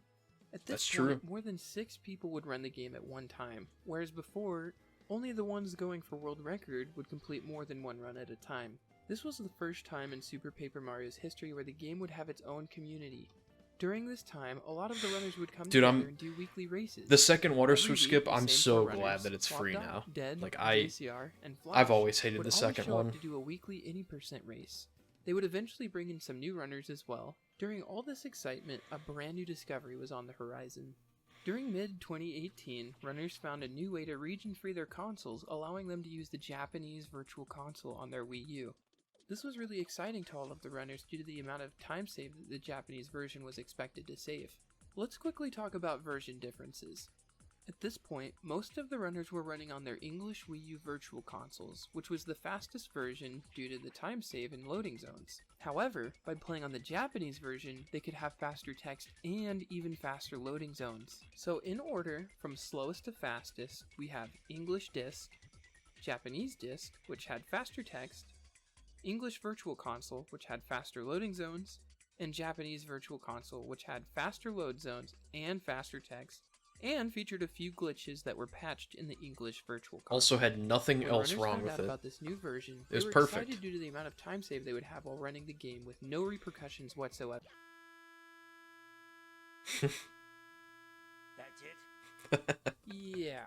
For some reason, the Japanese Wii U Virtual Console Classic. has a small chance of crashing virtually after every load zone. It's still widely unknown why, but it's currently assumed to be It's a gone now. pre-caching error. Thank In God, other dude. words, when you enter a room, the That game is will load the legendary. next rooms as well. During this process, there's a slight chance that the game will crash for some reason. In other words, at this point, if you want to play the fastest version of the game, you'd also have to play the Crash Lottery, where even runs on world record pace aren't safe until you've made it to the credits. While runs of Super Paper Mario at a top level became scary, Dead was ready to take on the challenge. With a new trick saving around 45 seconds and a new version I remember saving the, at that time, this was his chance I to remember push when his you world and record Derek time were even playing, further. I think it was like However, All Pixels he or wasn't alone something. this time around. Mira was gone. I think that's what the category was, but yeah, you crashed in that one, like, in With chapter Flash, 2 or something Slop, like and that. JCR competing for his top time, The Dead crashing was ready just, to start putting in runs. that Dead was so also had a painful. few tricks up his sleeve. At this point, no one would dare attempt Boomer Skip because it was already hard enough All getting a Pixels, run no past tips life run, stream yeah. jump. So doing 2 live stream jumps in one run would be insanity. His strategy was simple. If he got a run past live stream jump that he wasn't happy with, he would grab a second live stream found in 1-4. Then when he got to 2-1, he would attempt Boomer Skip. Boomer Skip was estimated to save around a minute, according to a time comparison made by Flash. This is After grinding many attempts, this happened. this is one of the most legendary things done in this game. Just 2 LSJs in one run.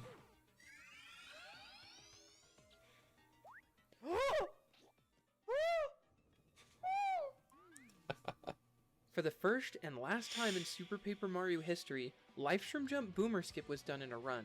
Dead went from 30 seconds behind to 20 seconds ahead. But unfortunately, this run would end up crashing in pre-Chapter 3. and Let's the video is go. long gone. And he Fortunately for crashed. us, though, we do have 2 the clip to LSJs see his and a amazing crash. reaction. As discouraging as this was, Dead couldn't God. be stopped. A few days later, Dead was on really good pace on a solid attempt, but then this happened. Y'all are. Oh no! I had global hotkeys on. I just hit reset on my splits. What do I do? Dead accidentally reset his timer during the Fractale fight due to global hotkeys. There were While this was a very stressful moment as he had a very solid there were early game. there were a this couple wasn't gonna comments on stop the Dead from history finishing video this run. about this part where Fortunately, with his help from Twitch chat, a user named How to we didn't really directed him on how to get an explain it accurate well timer enough, back but yeah, on screen. basically he starts like a general timer, like 3430 or With his timer 3440 back right on here. track, Dead had a But run on faster pace. in post, he took the whole VOD and like retimed it himself, and that was how he got the final time. We didn't explain that, so there were comments on the video that were like, "Dude, that time could be inaccurate. Like, what? You just can't let it." Like, they thought that we had just accepted the time for what it was or something like that. But it was funny. It's funny to read those In his comments. previous Boomer Skip run, this was exactly what Dead was waiting for. Yeah, that's honestly, that is hilarious. That if the game or the disk drive, whatever it is, the drive of the Wii U, I guess, if it works too good, then the code just I remember I watched Lunatic J's video on it, which is pretty interesting. Either way, I'm just glad it's With this run, done now. Dead broke People have his the record option with to a time of just 4 not crash. hours, 19 minutes and 25 seconds, getting the sub 420 he was waiting for. After this run, Dead officially stepped away from Super Paper Mario after achieving one of the biggest goals in the game's history, and the first 10-minute barrier break since 2014. Dead would pop up in the community every now and then, but this was his last ever any percent PB. Over the past 3 years, Dead solidified himself as one of the best SPM runners of all time, and his departure marked the end of the first generation of runners. With the first generation at its end, the newer band of runners were ready to take the Super Paper Mario community to new heights. With tons of achievements being made in 2018, the community was ready for more. While Super Paper Mario's community was small, it was still a community. Flash eventually stepped up to be a supermod on the speedrun.com webpage, and would lead the small group. He would keep doing daily runs, or routing streams, while promoting the game's speedrun wherever he could. The small community was growing, but still needed Dude, Castle Warrior followed me. Let's go. Before, Super Paper Mario was a part of a subsection in the Paper Mario Shouts out. speedrunning I forget Discord. when that stream was. This was where the majority of the communication occurred between runners. While it was nice having help from the other Paper Mario runners, there wasn't much space to branch out into other topics related to SPM. The other communities, Paper Mario 64 and the Thousand Year Door, had already branched off to new Discord servers. Flash figured it might be a good time to give Super Paper Mario the chance to grow. On August 17th, 2018, Flash suggested the idea that Super Paper Mario should make its own Discord server as well. While there was a lot of mixed feelings toward this, everyone was generally okay with the new Discord. A lot of concern was brought up that Super Paper Mario wasn't active enough for its own Discord server. There were And if it people did have its own server, in the there was old a high chance Paper Mario speedrun server. There were people who did not want us to make a new Discord server. Cause like, I don't know. The old Paper Mario server was like the first Paper Mario speedrunning Discord server, and it had like all the games, like 64 T2ID, but then eventually 64 and T2ID were just like too big for one channel in that server, so they moved. And then eventually we were the next ones to move as well, because we started to get more active, and you know, there were people at the time who were like, you know, the community's not big enough to move to its own server, but honestly, it was the best thing that we could have done at the time. Like, we were able to make so many different channels, like all those different channels that are in the server nowadays. It's so much nicer there.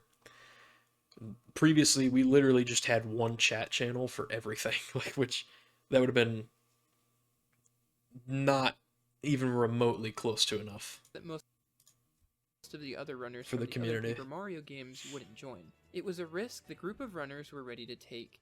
The next day, Flash would release the new Super Paper Mario speedrunning server. With the help of his friend Hydro, the two of them set up an amazing 410 new members server at the with time many of this more channels screenshot. where the That's runners could so, post discoveries that is crazy to look back on. 410 members. It's probably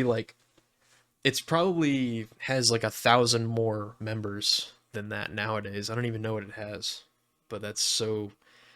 This was taken like in 2021 when I was editing this video. an amazing new That's just server with that's so many cool. more channels where the runners could post discoveries and chat about running the game and discuss new strats. With the release of the new Discord, all of the active runners would frequently join in calls and start glitch hunting sessions, which would become a major tradition for the community. During these sessions, glitch hunters found all kinds of new things. Towards the beginning, a lot of these tricks weren't exactly useful for runs, but were still amazing nonetheless. For example, Hydro found Flopside early. The trick wasn't exactly useful in any percent since there wasn't anything you could do in Flopside, but it was still really cool to see. JCR also made an awesome find with, well, whatever Good you want God. to call this. What? What's going on, dude? You gonna tell me? Keep me updated.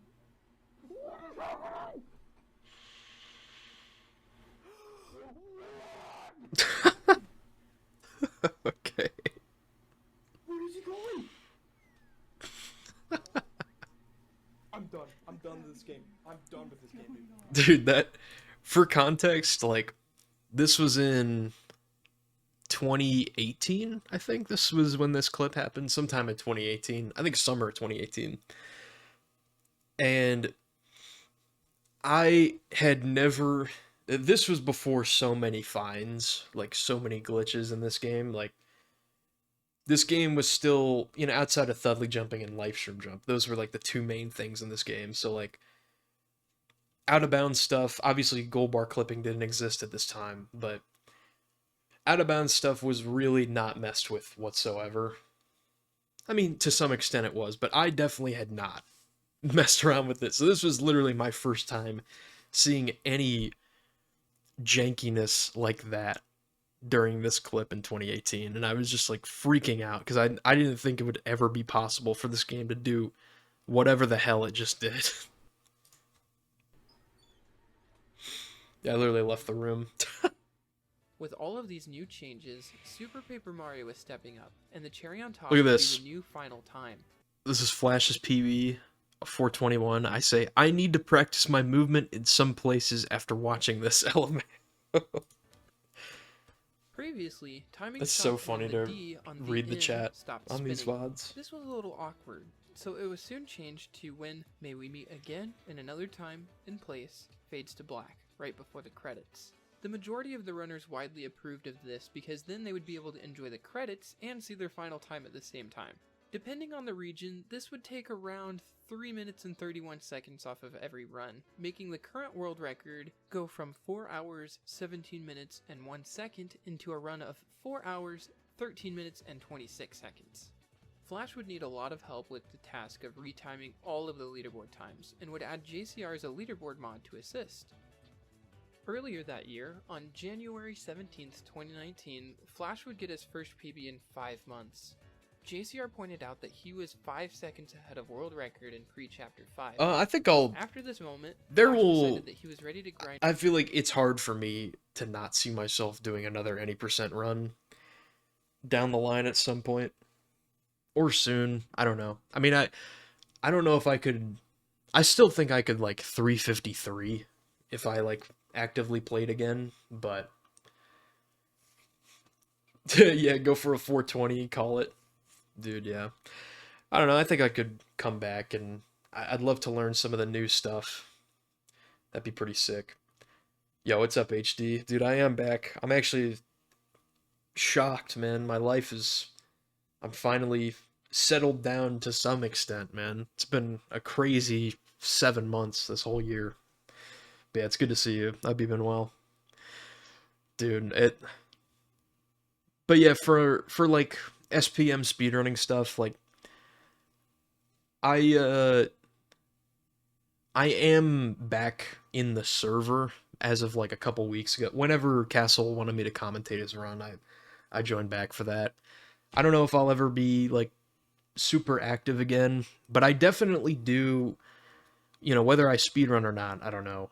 I'll probably do any percent at some point, but I definitely want to make stuff for this game. Whenever I get some free time too. I still have cool video ideas I want to work on. And that'll probably be my focus going forward. Truthfully, I love this game too much to ever be away forever or never like talk about the game again, so I would not want to do that. Flash decided that he was ready to grind for world record. Over the past year, he had gotten the 100% world record and 2nd place in pit percent. He had made a ton of improvements on the route, such as cutting down on items and shopping, and studying boss fights to use faster and more consistent strategies. Flash was ready for the grind. Little did he know how long it was going to take him.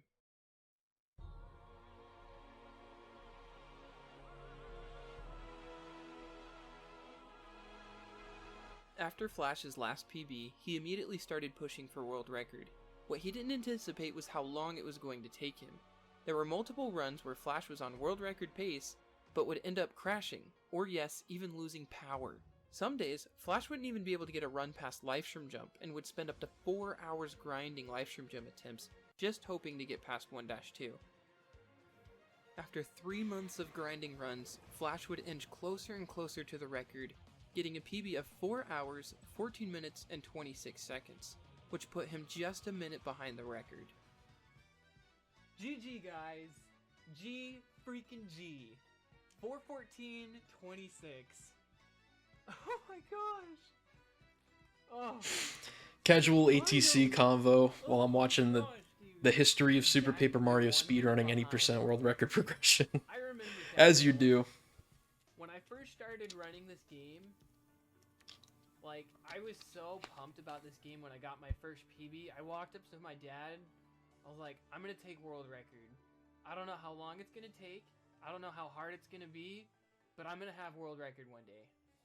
That being said, he knew what he had signed up for, and he was ready to claim his world record. While this seemed like a very difficult time to run Super Paper Mario with a crash lottery, a frame-perfect entry trick, and double inputs ruining runs, that's exactly why people stuck around. Dude, this... Super Paper Mario is getting harder Holy and harder shit, to run, dude. so seeing This someone crash spot. I don't know what it is with Flash's Wii U. He crashed there. There's like another clip here. He's crashed there like multiple times, this room in 7-1. And a really funny story, Flash actually gave his Wii U to one of my friends, Jared. Jared's Giants. He gave his Wii U to Jared so Jared could run this game. And I forget when this was, but Jared did a run on the Japanese version on Flash's Wii U. I swear to God, he got to this room and he crashed. It was just like, this Wii U might just be bugged. Like, this specific room. I don't know what it was, but it's probably crashed there like 5 times. Like, it's ridiculous. push for world record was It's so exciting, cursed. and because Flash's community was growing, so did Super Paper Mario. Flash would constantly plug the Discord and encourage new runners to join the community. Oh, It was okay, one of those 7,000, I exciting got moments you. where at any point a new record could happen. The main question was, when were the stars going to align? At one point, Flash Yeah, finished a yeah, just on 4-hour frequency. streak Hey, with 60 you getting matches, on? not You getting on once later? getting past 1-2. He promised them that later that night he would do more attempts, that he just needed a small break. Later that night, Flash was calm and ready.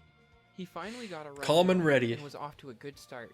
Once he got to Chapter 8, however, that's when everything changed. Oh no!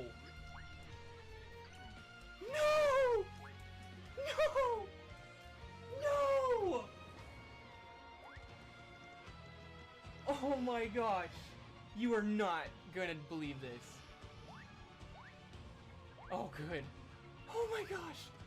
After a brief scare, where he thought he would have to refight Francis by selecting the wrong menu, he would need what's called a one-cycle Mimi fight. The 8-2 Mimi fight has a spinning blade animation that takes up a lot of time. However, you could stun lock Dude, it's Mimi crazy. every For the time you're hit longest perfectly. time, This would cancel the I long did this animation fight and save around 45 seconds. the same way the Flash does it here. We always used just Peach, like... Oh, no, we used Carrie. Yeah. Dude, this fight is so much easier if you don't use Carrie. Like, it's actually so free to get this. Carrie makes it, like, Let's go, guys! significantly more difficult. But he got Let's it, dude. freaking go! That's legendary. Dude, this could world record! Flash nailed the fight and golded by 45 seconds, being the first time he's been able to pull this off in a run. He was 30 seconds ahead of world record, but unfortunately he used his Mighty Tonic, a damage boosting item, earlier in the run due to double inputs, and ended up losing a bit of time in the 8-3 boss. This brought him down to only 8 seconds ahead of world record entering the last segment before the final boss fights.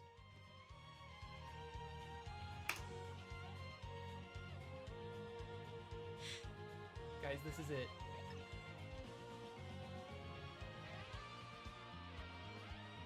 Crazy. What a legendary run.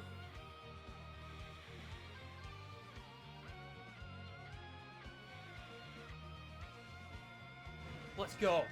Let's freaking go.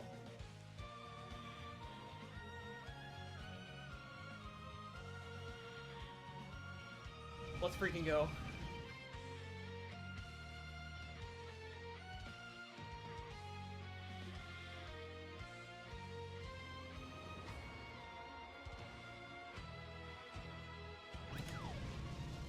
Oh my gosh. I did it, dude. I did it. I love watching this back. Maybe we meet again another time in another place. World record! World record!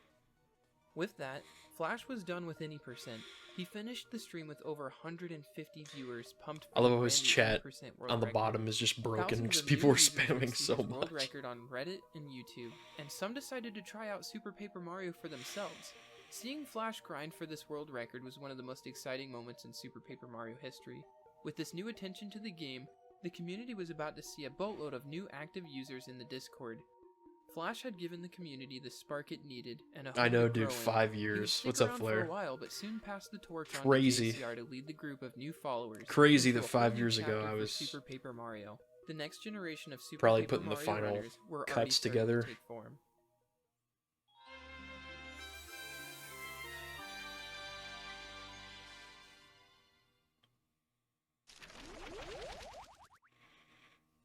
After Flash's record, Super Paper Mario saw a massive spike of activity, as many new users joined the Discord to learn the speedrun, help out with glitching, or just to stay updated with all the game had to offer. The recent activity from established runners, alongside Flash finally getting his first record, was enough to skyrocket SPM to a new height that had never been seen before. The next generation. A very high number of new runners were introduced during this time period, many of whom would go on to make a significant impact in its game's permanent history.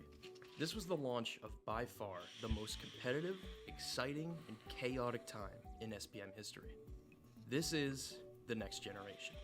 Oh, and you're gonna want to buckle up for this one, because this game is about to get very, Glitch very Doctor crazy. edit incoming. There it is. Why are you running?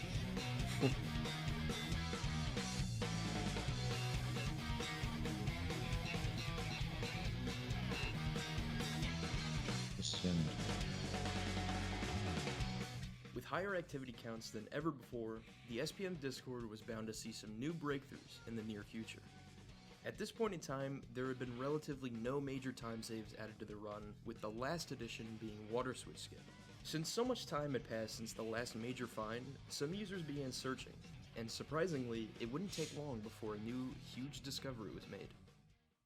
An SPM runner known as Mohawk began working on multiple different theories directly after Flash's record. One of these theories was Mohawk, Boomer Skip. my legend. Some of you may be thinking, hasn't Boomer Skip already been discovered? Correct, Boomer Skip's been around since 2011, since the Wario's early findings. However, this early method was almost never attempted in runs, since it required a second life shroom jump, and it specifically needed a jump for the trick to work, rather than a dimension flip. However, Mohawk began looking for any methods to potentially do Boomer Skip without Dude, yeah, using a life shroom. meeting Mohawk On May 3rd, was really Mohawk cool. would post That's a video to the he's SPM definitely one of Discord like showing my favorite people I've ever met when I was going to GDQ. I woke up early one day during that GDQ to go watch his run of VVVVV that I forget.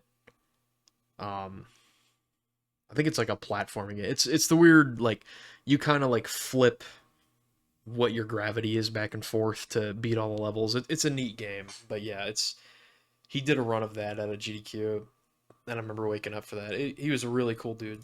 Getting to meet him in real life, it was awesome. A new Boomer Skip method for the first time. This new method consisted of tossing a shell shock up on a ledge at a precise point so that it's able to hit the switch above. Many community members were stunned by this achievement due to it being the first major skip found in a very long time. As runners began testing the trick for themselves, they found that the trick was surprisingly... I literally remember it was like... I became the first person... It was like a Saturday or something like that.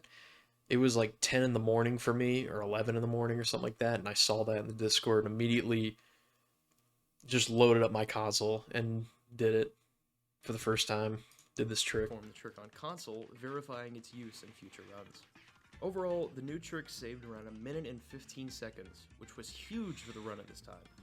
With this skip, the community was even closer to a goal that was previously thought to be a long shot, the sub 410. With Flash's record being a low 413, just a little over 3 minutes needed to be saved for a sub 410 time.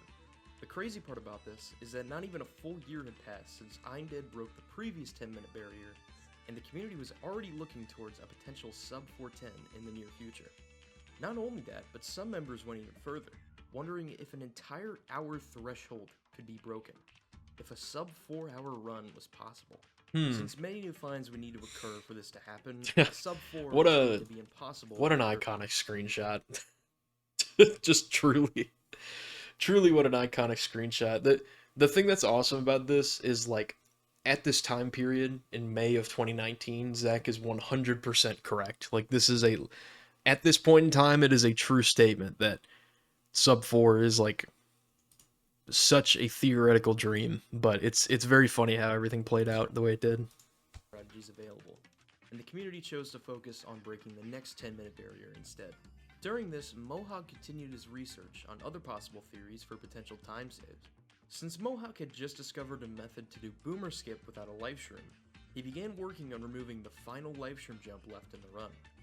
If successful, this would remove the final grind spot of the run and make the speedrun even more accessible. However, this life shroom removal would prove to be the toughest of its kind. For more on this, let's toss it over to It really community is commentator, crazy how much. ZachLink99. I was just mentioning it earlier Many new because runners I had try to paused push on the like sub-410 barrier. one of Mohawk's runs, and he was comparing against his world record or his PB, something like that. It was like a 424, like a high 424, and the current world record that Castle just got is a 344.59, and like that's almost like 30 minutes faster than that run I was watching from Mohawk in like chapter 3 or whatever it was, chapter 4. Like it's so crazy that we've advanced like 30 minutes faster than what the time was like 10 years ago in 2016. It's just so crazy how much has changed since then. Like I'm dead convinced there's still time save that just hasn't been found yet. Like there absolutely has to be. 1-2 life stream jump had become the most difficult and irritating part of grinding runs. Numerous individuals had ideas of skipping the green bridge using other methods, but none ended up working at the time. This was me and Dolphin. I literally just recorded myself jumping off the sign as like my attempt at skipping the green bridge. Unfortunately, Mario doesn't bounce off of shell shocks as high as This would have been sick. And it seemed GBS But was still yeah, you don't get only much of a possible bounce. with a life stream jump. Only 10 days later, Mohawk had a new theory using the background of the room by clipping out of bounds from the inside of the shop. Mohawk figured out that you could clip out into the background that you used to get to Green's house, but there was still no way of getting to the star block. Just 2 weeks later, on May 7th, 2019, something big happened. Mohawk found that with an extremely precise Z-coordinate, you can climb up a vertical plane out of bounds and jump over the entire green bridge. It was unknown why this plane even existed. Now, it was possible to skip the green bridge without an LSJ for tool-assisted speedruns. The community was freaking out over the discovery, hoping that LSJ was no longer... What's up, cats? Good to Later see you. that Hope day, you've been many doing well. tried it in RTA without a setup, but didn't even come close, and was quickly deemed not viable for RTA speedruns. With Task GBS being the last of Mohawk's finds for now, the community shifted its focus back towards the run itself. With Boomer Skip implemented into runs, many runners started doing consistent attempts to push for a PB with the new trick. Flash was unable to do runs at this time, so other runners began to step in. During the month of May, new and old runners That's began good. doing Good to attempts hear. in hopes of improving their PBs. Some of these runners included I am ZachLink99, glad to Castle, finally I'm Dead, and myself. be settling Zach and down in Castle like a were new newer house and runners not. who were looking I feel like to I improve actually their have free times time to a again. sub Just 430. crazy. On the flip side, I haven't there felt were that in more like 7 longer months. tenure runners looking to get a really good time, or in Dead's case, potentially even get the record back. While Dead's attempts never proved successful, I was able to get my first sub 420 run on May 21st. With this PB, I Free secured time. fourth It's a place on the miracle. leaderboard, and in doing It's so, actually a created an miracle. interesting occurrence. All 4 runners that did weekly races together the year prior. This was now so held cool. the top This 4 was spots, and all of for them had a sub Owen. I think you were 420. asking earlier. This This was my peak on the leaderboard at this time. Well, actually, I had a 419 here. I did get a 416, so that was like the closest I got to Flash's time. But yeah, 4th place. Technically, it was 5th place, but it's 4th place, I guess. A great showcase of the improvements made from all runners since the weekly races. With all the new activity in SPM, there is bound to be significant improvements made to the record very soon. The question simply came down to a matter of who and when. However, our answer came with a brand new runner who would go on to help change the way SPM was viewed. I wonder who this is. Around mid-April 2019, a new runner named Yoshizilla began learning Super Paper Mario Any%. Just like I'm Dead and Game Rob in the past, Yoshi was the 1,000-year door world record holder at the time of learning SPM. It's the Yoshi third got the help of active runners such as The Flash and third Slap time Out a to 1,000-year door world record holder came over to SPM and got a world record. Game Rob, I'm Dead, and Yoshi. learning the game, and was quickly able to finish his first few runs. After starting out with a 5:09.33, Yoshi improved at an extremely rapid rate and got a 4:26.11 in his third ever PB. Yoshi continued doing runs during the summer, and within no time was able to pick up on the finer bits of movement used by top runners. On May 28th, Yoshi got a 4:17.07, which was third place on the leaderboard within a month of running the game. The grind never stopped over the next 2 months, and sure enough, Yoshi was once again able to improve his time to a 4:13.49 on June 19th, just around 40 seconds behind Flash's record. The rapid improvement seen from Yoshi in this time span was something only rivaled by GameRob's runs in 2014, so it's safe to say that many community members were caught by surprise to see Yoshi actively competing for record, when it hadn't even been 2 months since Flash's 4:13.03. It's so wild how talented he is, dude. Like, that's just so crazy to pick up a game and you're competing for record, like, very quickly. Slightly faster than before.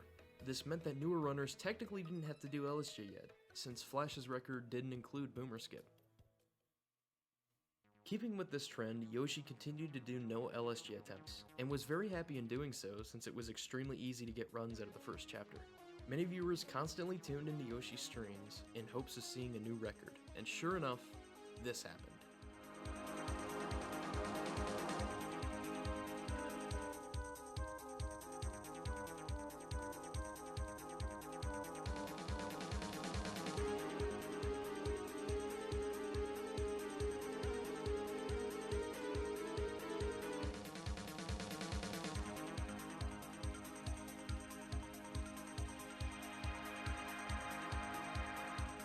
Yoshi had achieved the first ever 412 in SPM, all within 2 months of running the game. Yoshi's record showcased a high skill level and improved his movement in 2 ways months that is hadn't so been done sick. before. A sub 410 was a real possibility now, and many community members were anxious to see if it would happen.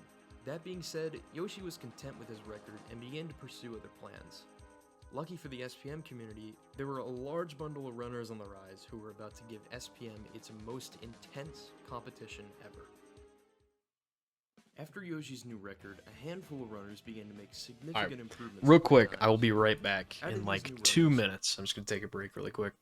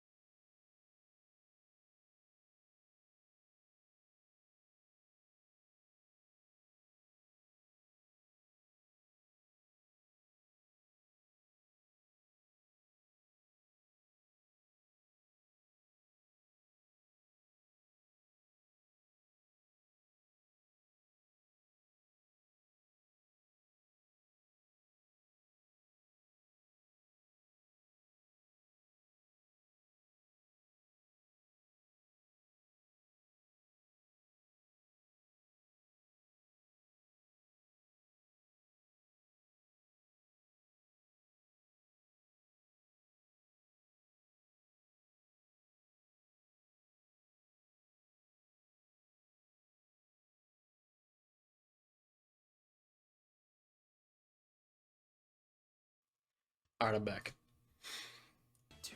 Here we go. Two began to stand out from the rest.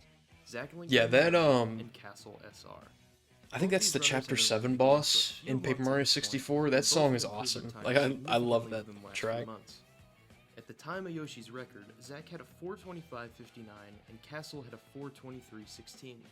On August 4th, Castle got a 4:17.22, improving his time by nearly 6 minutes. Zach PB'd by just a minute on August 18th, then went on to get a 4:17 of his own on August 27th. Yeah, it's the... No, it's not the Cloud, it's the Ice guy, the Ice King. Crystal King, that's it. After I don't even remember the names of the Paper Mario bosses. Ending off the month of August with a 4:15.09. With both runners setting a combined 5 personal bests in the month of August, they were quickly improving to a top level of play, as they were now in the top 6 spots on the leaderboard. Even with both runners continuously improving, nobody could have predicted what happened in September 2019.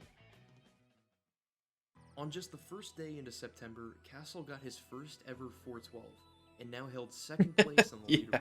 I beat the This run game had a one strong time. chance to be the record, but unfortunately, a missed one cycle on the 8-2 Mimi fight sealed those hopes away. Regardless, Castle was now closer than ever to getting his first ever record, but Castle's eyes were set on something much bigger: the first ever sub 410. This achievement had been nothing but a community dream just a few months back, and was now looking more and more like a potential reality. However, Castle wouldn't be the only runner looking to take part in this achievement. Zach also continued his attempts in the month of September and would further improve his PB by 3 minutes, getting a 4:14.25. Zach and Castle were now closer to the record than ever before. This all led up to September 15th, 2019. 7 years ago this September. Gosh. This is still like one of the craziest things ever to happen in this game.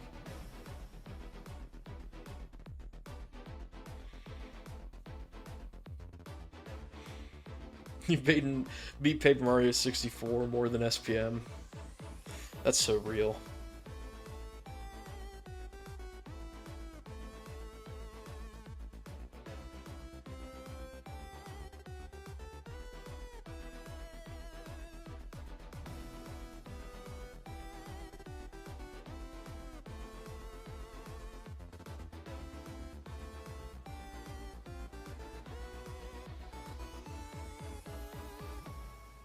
Zach and Castle each Legendary. got their first I world just can't records, even believe. both within an hour and a half of each other.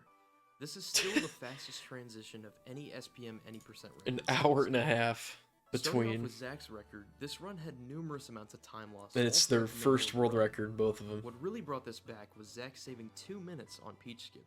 From this point forward, Zach had a very solid Chapter 8 and just edged out a new record with a 4:12.10. Just as Zach got this record, Castle was on the run of his life. After being roughly even with his PB at Chapter 3, Castle proceeded to have a near flawless back half of the run. After getting an insanely good Peach Skip, it all came down to having good Bleck RNG to secure the sub 410. Sure enough, Bleck had extremely nice patterns, and Castle was able to Look at make the his chat. getting a 409. Zach says, "Dude, my video is done uploading in 4 minutes." Meanwhile, Castle's like getting the first ever sub 410. That's just so crazy. Time, the standards for this game's speedrun had been completely rewritten, and another major time barrier had been broken. The best part about this story is that the action doesn't stop here.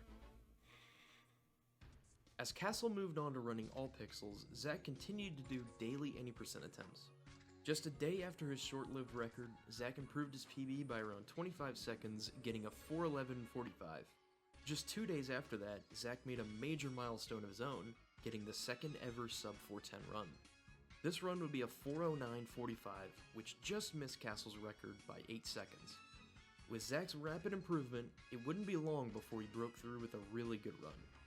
On September 19th, Zach achieved a 4:08.30, the first ever 4:08 run. It's crazy how Zach was much, able like, to have an especially in extremely early game in this 2019, run, 2020, turning that like, time save to a world record, even these with some two, time lost in Zach Chapter and 8. Castle, they're just like, it's happened, honestly, I felt like Mirror and I'm Dead kind of had the same thing going on in 2016, where they were both actively playing the game at the top level, trading world records back and forth, like, just like a friendly rivalry. And it's happened like multiple times in this game's history and Zach and Castle have just, it was that way for a very long time. After this new record, Castle As well as Yoshi as well. Yoshi was able to strike back just 3 days later. improved his time 4:08.23. This a run couple just times during edged this Zach's stretch. record by 7 seconds, and was overall a very solid time. This is where the record would stand moving into October, where the world record competition would continue to heat up. After witnessing the incredible display from Zach and Castle the past 2 months, Yoshi decided that it was time for him to try for a sub 410 of his own. Yoshi began streaming runs in early October and would improve his PB on October 9th, getting a 4:09.30. This was one of Yoshi's first attempts since his 4:12 record back in July, yet he had already got a sub 410. Over the next 4 days, Yoshi continued attempts to take back his record, and sure enough, on October 13th, Yoshi got a 4:07:09. This run was incredible at the time, and featured very minimal time loss throughout the run with the strats that were available at the time. With this time being set, many community members began to wonder how far the record could actually be pushed down with the current strategies. Luckily, these members didn't have to ponder long on this subject, as a large number of discoveries were about to take place. He's holding a... Hang on, let me zoom in on this. He's holding a fundraiser for AGDQ 2020. Shouts out, dude. What an awesome event that was.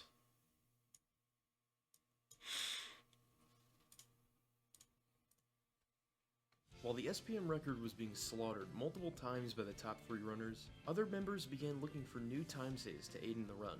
For many months prior to this, the 1-4 key early trick had been theorized by myself and Flash. You are normally meant to enter a separate room and hit a blue switch to reveal a hidden key in the previous room. However, using a free cam in 1-4, it was found that the key is actually still loaded in before completing the puzzle.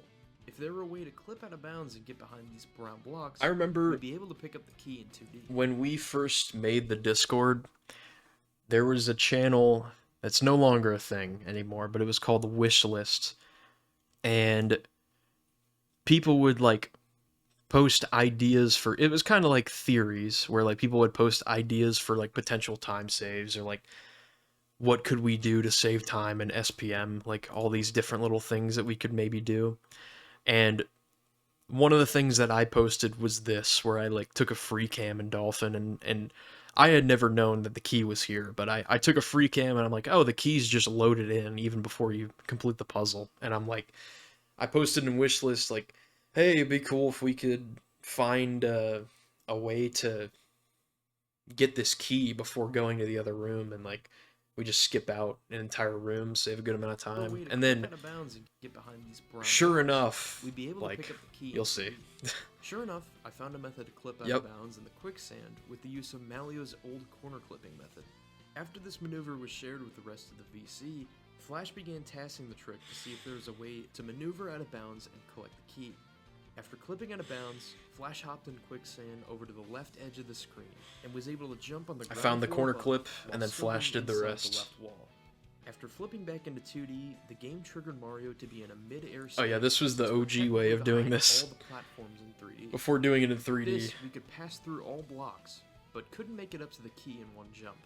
Lucky for us, the game allows us to stand on the yellow question mark blocks for some reason, so by landing on one of these blocks and jumping again, we can collect the key that's still loaded in behind the brown blocks. This trick saved 15 seconds over the intended route, and the method was improved months later when it was found that you could jump to the key in 3D, meaning the trick now saves around 20 seconds. This find would prove tricky to use in runs at first, but Zach was the first up for the challenge.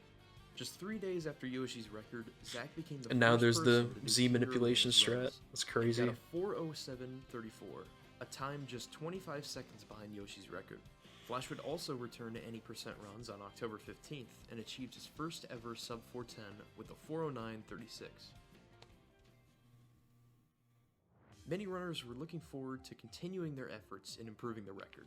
However, as multiple SPM runners went back to grinding attempts, Mohawk hopped out of the woodworks to drop this bombshell on the entire SPM Discord. Probably my favorite find ever. Maybe. It's definitely up there.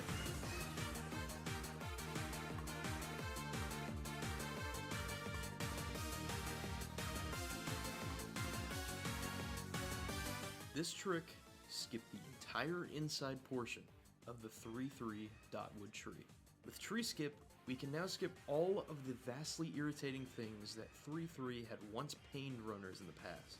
While this new trick completely shocked the entire community, there was a catch. To do the trick, we would have to buy another shell shock in 1-2. This meant collecting 8 more coins in early game. If only we which can skip translates all of into pure 3-3. pain.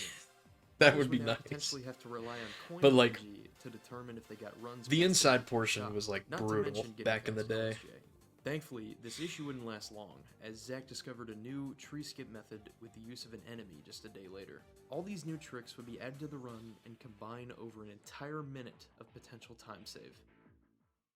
After a brief hiatus in the month of November, our top 3 runners returned to the game in December 2019 and were all fighting for a new record.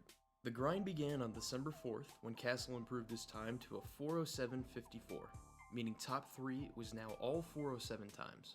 On December 5th, Zach would get a 406.45, breaking Yoshi's record and getting the first 406. This was also the first record with the use of tree skip and key early.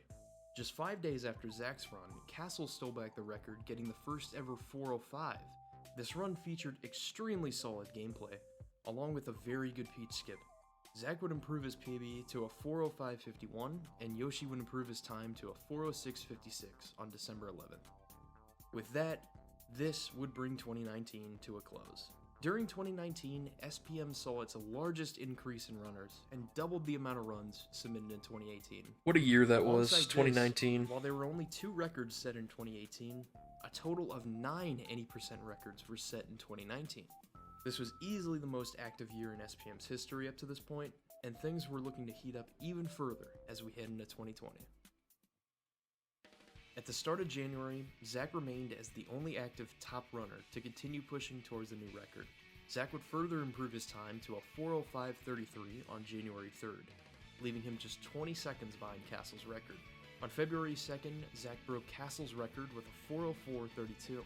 The run had gotten incredibly optimized at this point, and it was becoming more and more difficult to improve the time without help from new discoveries. Zach's new record also brought Yoshi back to do more runs, who would PB twice in February and bring his personal best to a 405.33. This would be the last SPM run from Yoshi for a long time, leaving the record competition between Zach and Castle for now. With Castle on hiatus from the game, Zach continued to do runs throughout February. Finally, on February 22nd, Zach would achieve the peak time that the game had to offer.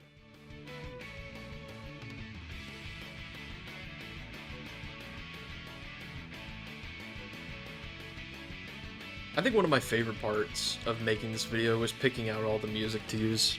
I haven't even talked about it yet, but a lot of the music choices were like fairly intentional. Some of them were just like, you know, just to fill in for certain moments. This would all change in We when Castle returned to the scene.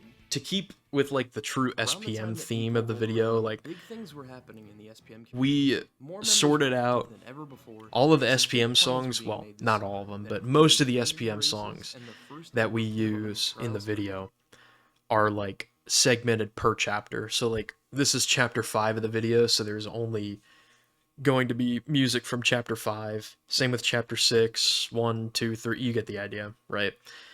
There's only like one instance or two where that's not the case.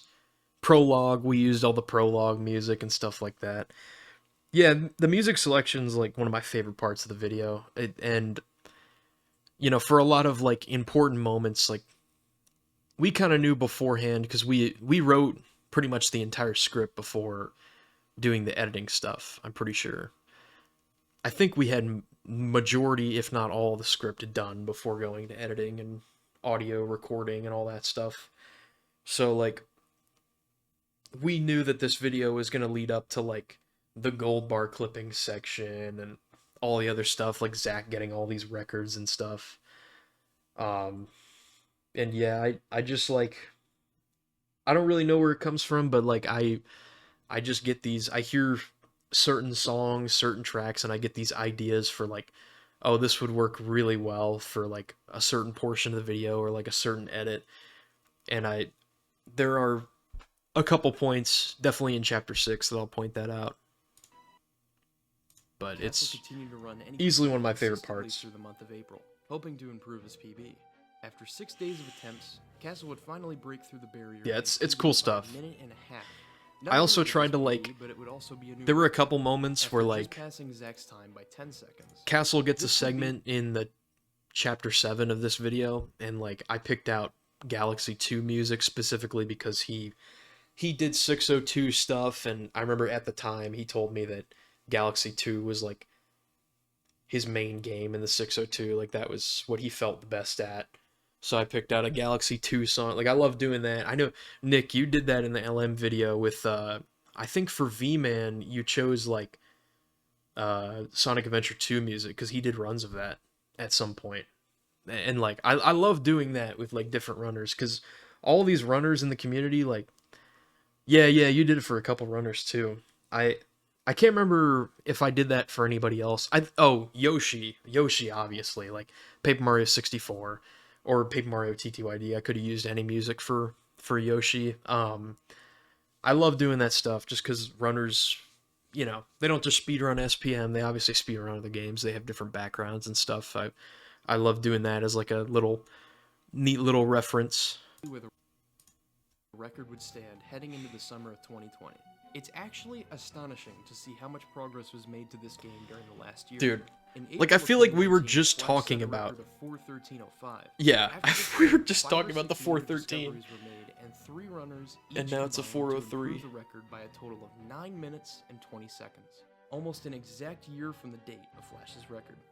The achievements up to this point have been nothing short of an It really insanely happened dream like to overnight. go, It felt like but they this, were now a reality. like in the As we video, head into the summer of 2020, it it's feels 3.5 like, minutes oh in. wow, we're just like moving through it. Like there's time like that's how it felt in real life. Like 1 minute, Flash had the 413, then Yoshi broke the record, got a 412, and then Zack and Castle come in, and Yoshi, Zack, Castle, they all just fight back and forth constantly, take it down to a 403 and get close to the sub 4. Like it was really that crazy. Same with all like the different time saves and stuff that were added to the run. On the 4-hour barrier, the community was ready to see even more progress made to this game's speedrun.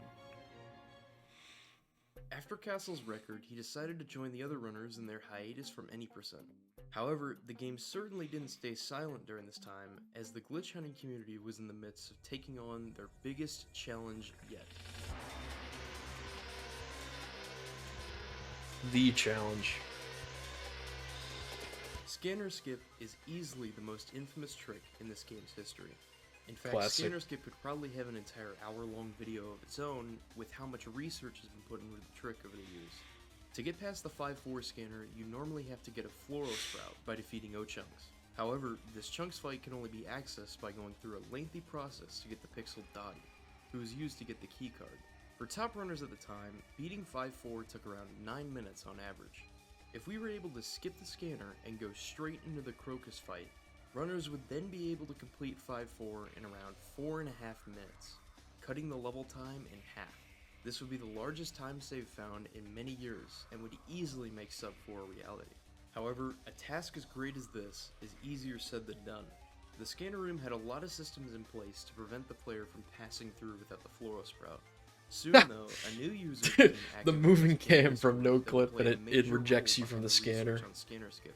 John That's funny. P55 is a tasser and glitch hunter that joined the Dude, I SPM was community talking about that in the summer earlier of because 2019. that clip was in For the almost beginning an of the video. entire year, John led the But like charge with in no research clip, for Scanner Skip. I think there's a way like I can turn off the textures and stuff, but I didn't in that video. So like the check mark and the X, like they were like flickering, like the textures were like overlapped and stuff. But it was funny. Other mechanics related information. There's like a lot of As editing John and other things glitch that I hunters noticed watching this video experimented back where I'm with like, the oh bounce yeah, I tracks did in the that. scanner Like, none of their ideas were able to skip the scanner at this time, but John had another idea.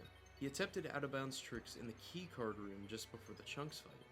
You normally need to unlock Dottie to get the key card, but after trying an abridged version of Mohawk's old out-of-bounds setup, John was able to clip through the wall and Dottie Skip was born. Dottie Skip would have an immediate impact on runs, as the trick itself would save 1 minute and 45 seconds. However, this trick would change the route immensely, as there were 2 items required for the trick to work. this For route, dude, there starters, was. another shell This is shock the was second needed to time put that this through the route wall, was almost meaning runners would now a have to thing. purchase another shell shock in 1-2 before doing LSJ.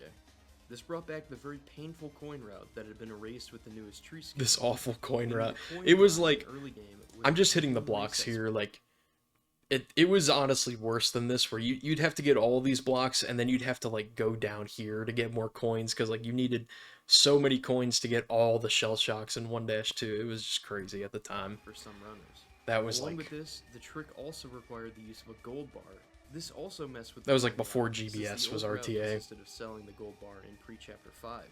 Oh, Runners that still too. I began didn't to even use think about Dottie that. Skip and Run since it still saved time overall, but runners were struggling to adjust to the new route, as the extra shell shock was really throwing a huge wrench in everyone's runs. This pattern stayed the same for around 3 weeks, until Flash accidentally did this on his stream. What a legend. What? Oh, okay.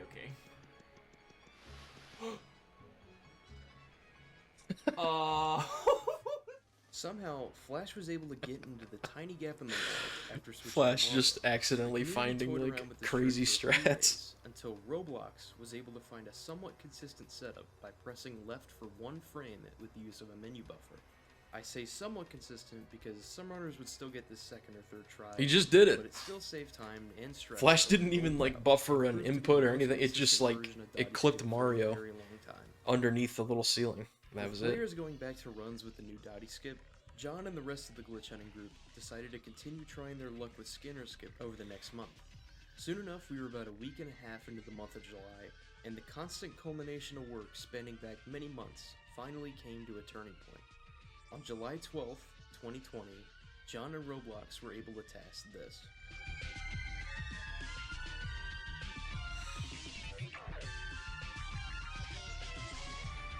Task scanner skip is just like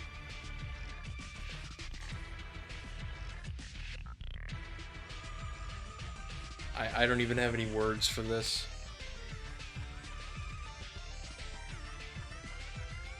The amount of complexity that goes into this trick. This strat.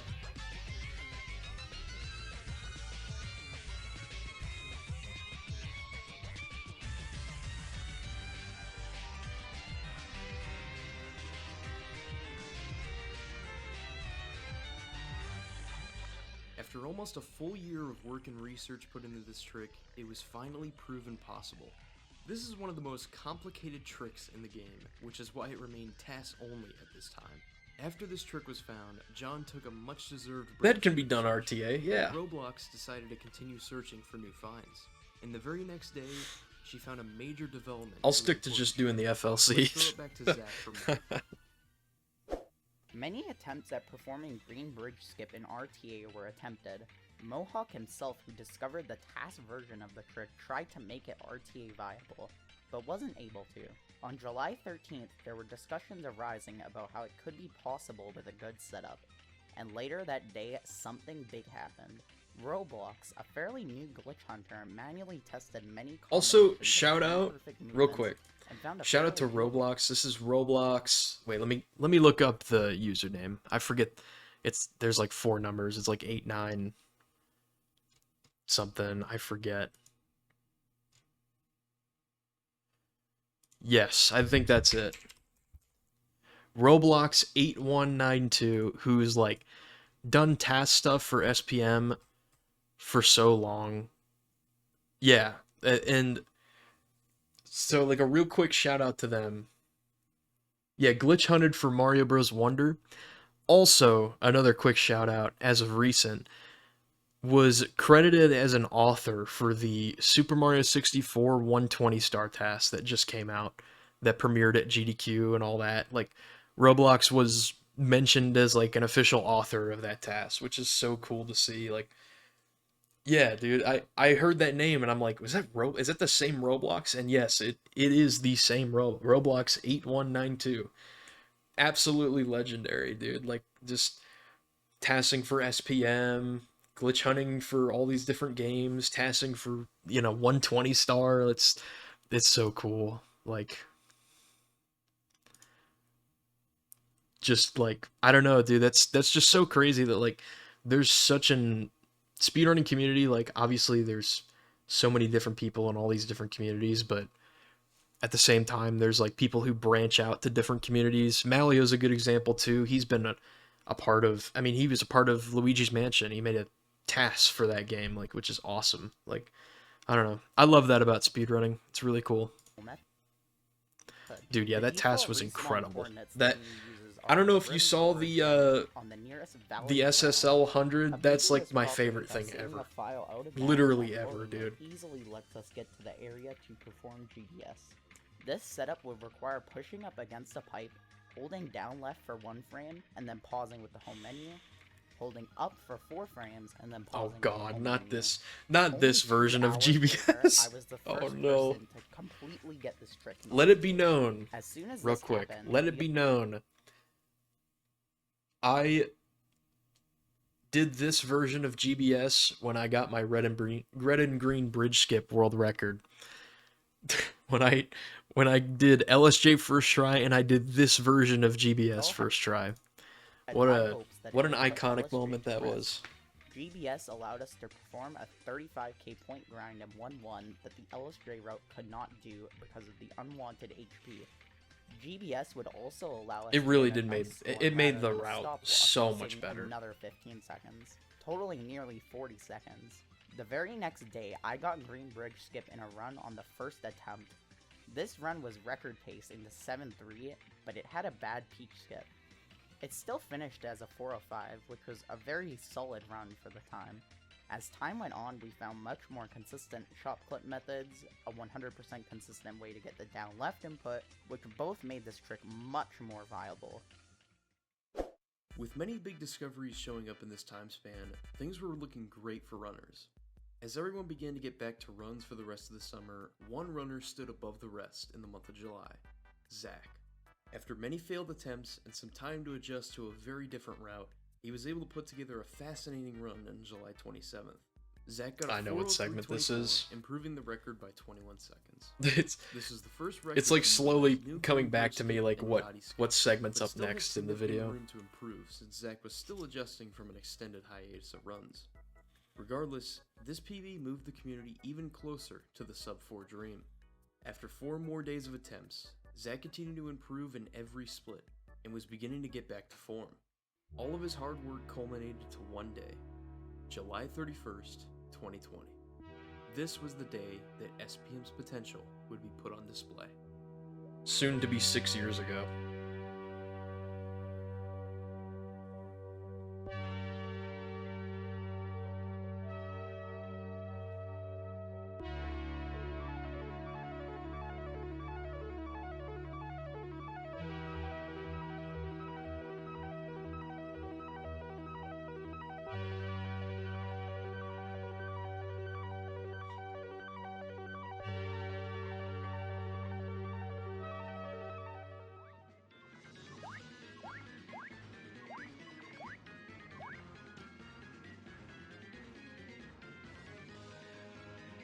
Damn.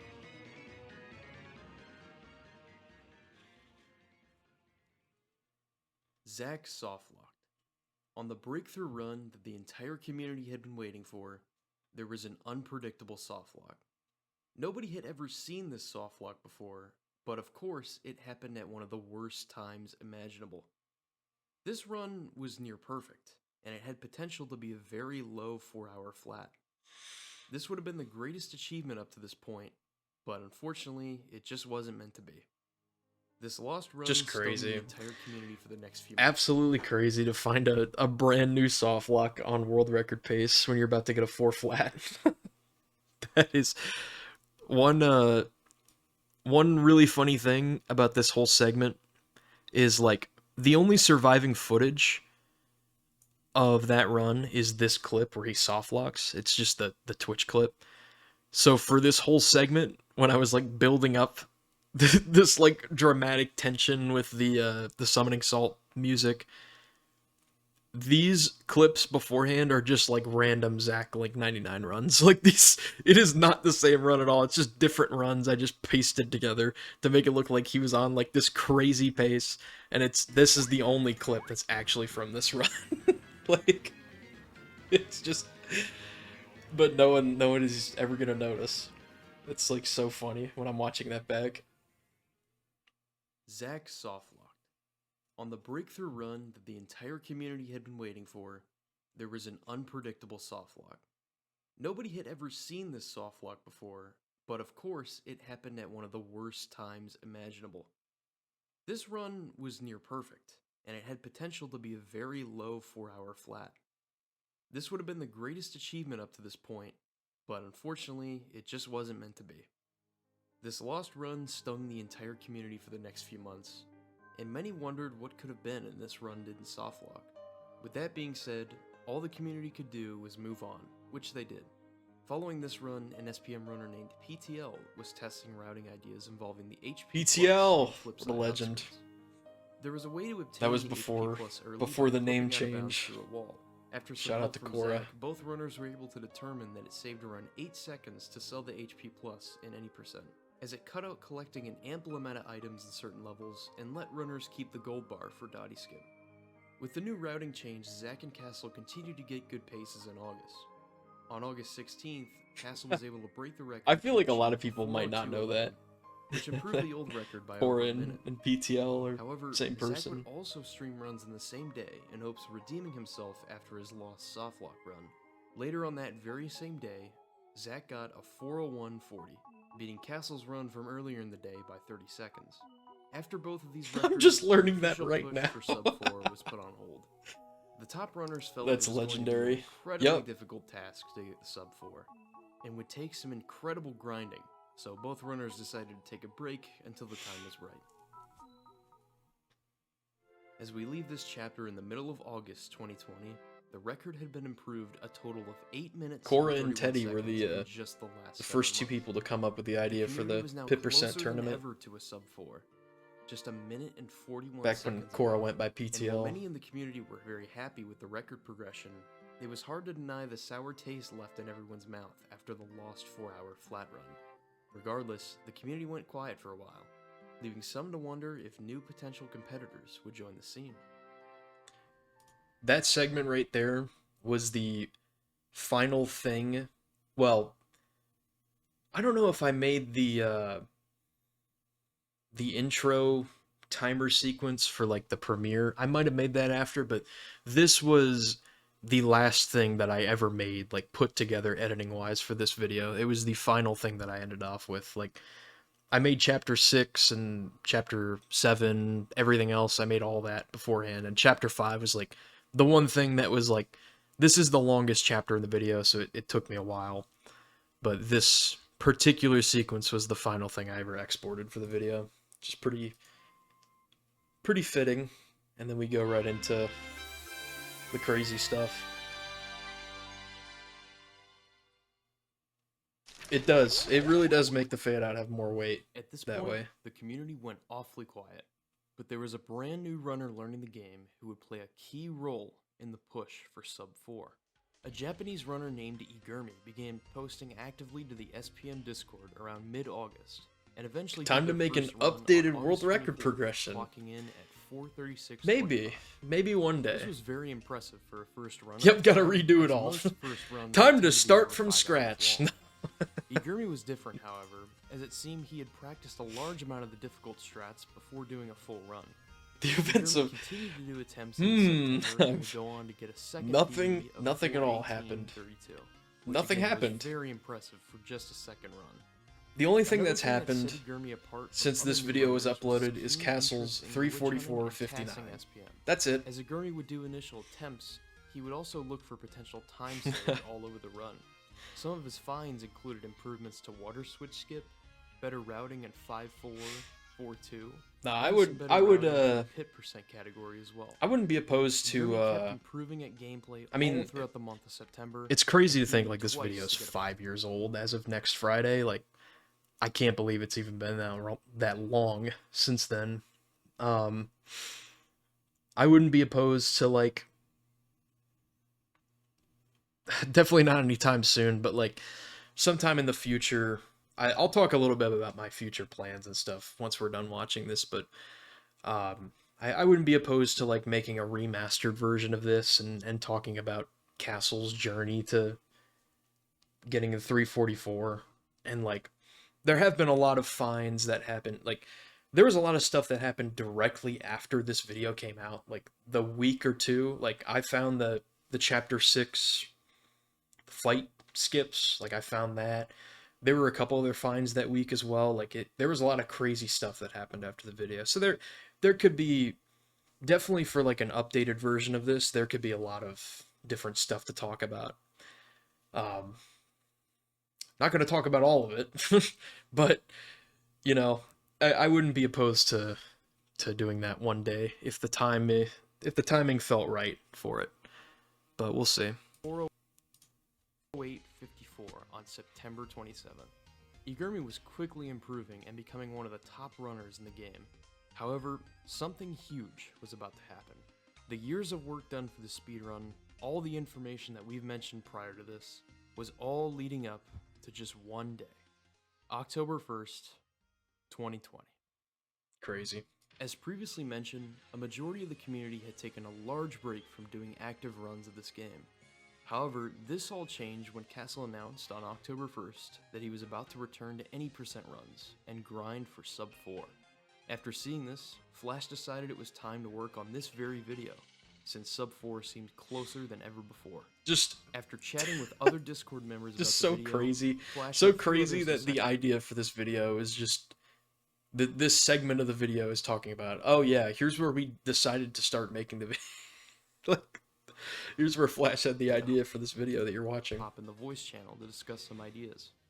Not even 7 minutes into the call, Igurumi made This the is one of my post favorite that would sequences from the change video. SPM runs forever. A new out of bounds clip that could be used anywhere. And as it turned out, the key to freely clipping out of bounds was hiding right in plain sight the whole time. That fucking gold bar that I hate.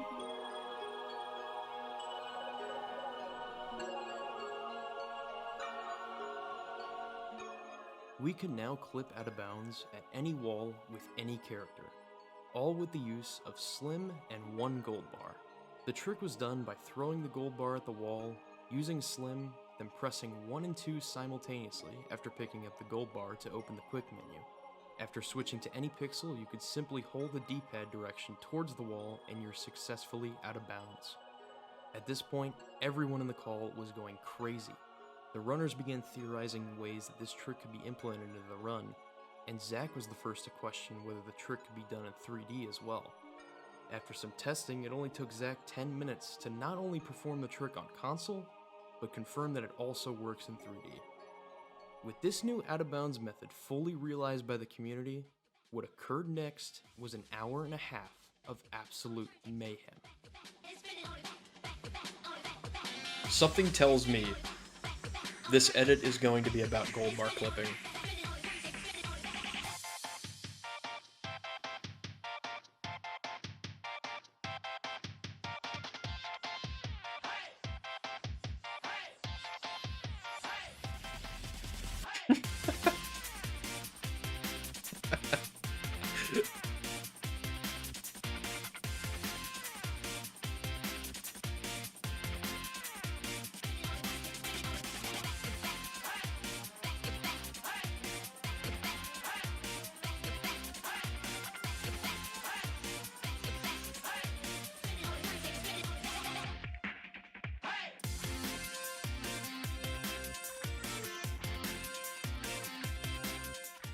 The SPM community had gotten the break it needed. What to a get through the what a greatest segment. barrier in this Shout game's out to official glitch doctor in chat for editing that. It's like easily my favorite portion of the video. Just this was like the thing I was talking about earlier with like picking out music for different sequences. Like I knew way beforehand that I was going to use that song for this segment. It is a really fast-paced segment, but it works so well because that's honestly how gold bar clipping happened. I mean, it was just like it was new find after new find after new find. Like that's exactly how it was in the call. Like they were like, "Oh, we can do MCS." Oh shit, wait. Scanner skip might happen. This segment right here, this goes by really quick, but this is one of my favorite things ever. I asked Nick to include this in the edit because I just loved it so much, where I said, "Hold the fuck on, I've been gone for an hour." And Squiddy says, "This is..." Oh my god, dude, it's so quick. Hang on. I gotta like pause at the right time, dude. This is probably the worst hour to be gone in SPM history. Dude, that is like... That shit, that is still one of the funniest fucking things I've ever read. I was just... Because we like scrolled through the Discord, like, when we were writing for this segment, like what we were gonna do, and I was just laughing at this message. It's like... Literally the worst hour I could have chose to be gone. Ever. Ever.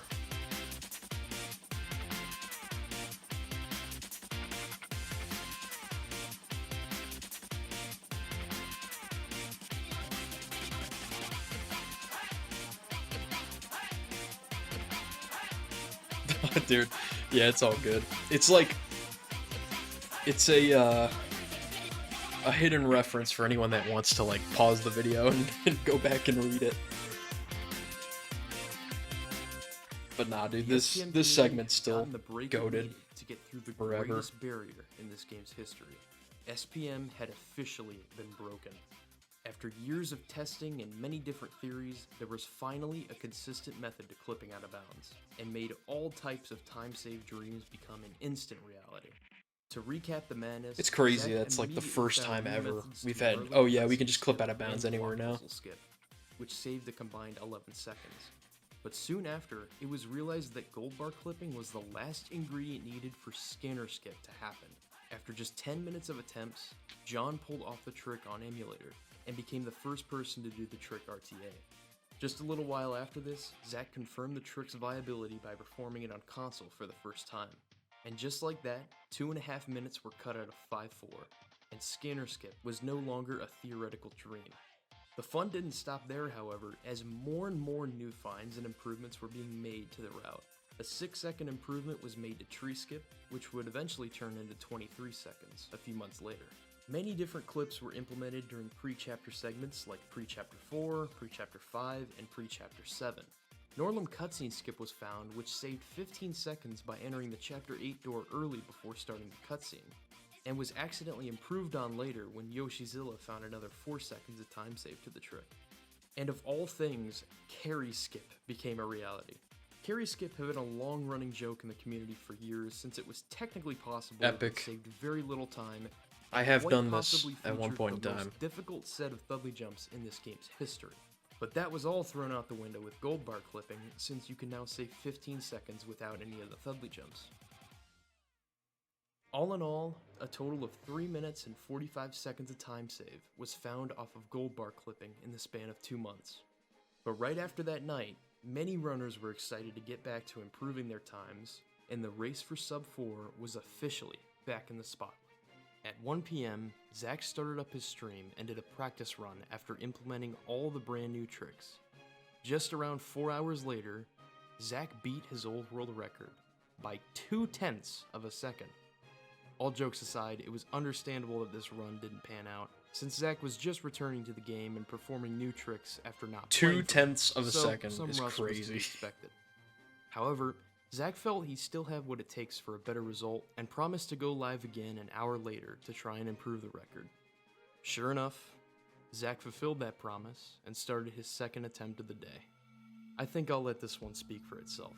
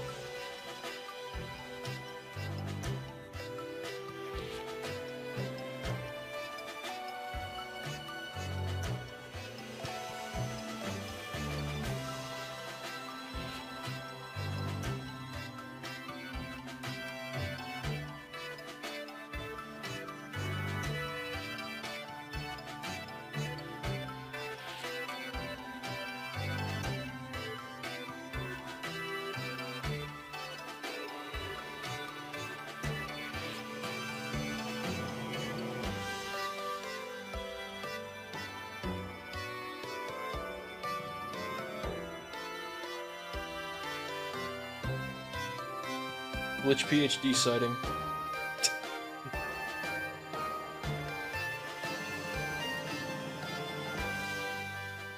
It happened. Zach got the sub 4 with a final time of 3:59:53. There I am, Gary, Everyone there I am. that had been waiting for this moment celebrated together in chat, as well as in the Discord after the stream. This was the biggest Dude, I wish I achievement in this recorded that speedrun's call history, when we were in it. and the community celebrated together with numerous I don't know if tweets, anybody might have done posts, that. And Actually don't know. congratulations to Zach and the entire community. Coming from the very first run, forming into a group of fans taking their turn at the run over the years, to forming a solidified community and breaking the game in unimaginable ways. The progression of not just the world record, but the entire Super Paper Mario speedrunning community was an incredible sight to see over the years. With the sub 4 barrier finally being broken, things could only go up from here.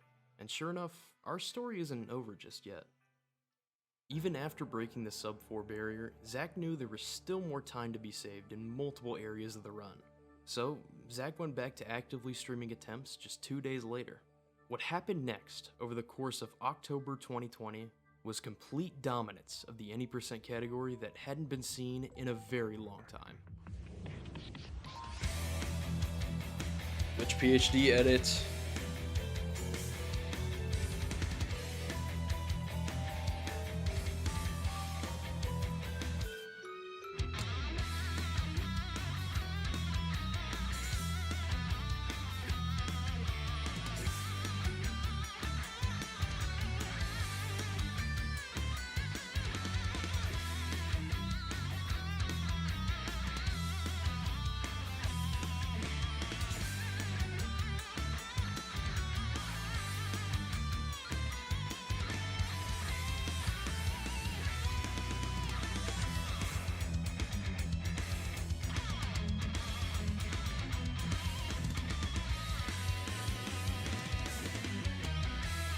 In the month of October alone, Zach improved the record a total of 8 Damn. times. This improvement ended 355. up to be a total of 6 minutes and 20 seconds. And the month That's came really to a how it close felt, with a honestly. 3:55:21. That entire month. I mean, This that was the like in the craziest span of month like in 3 SPM's weeks or history. something. Gold bar clipping, scanner skip being made RTA, numerous other time saves, the sub 4, and Zach's constant improvement over the month to push the record just 22 seconds away from a sub 355. None of this could have happened without the years of grinding, research, and runs from all the amazing community members.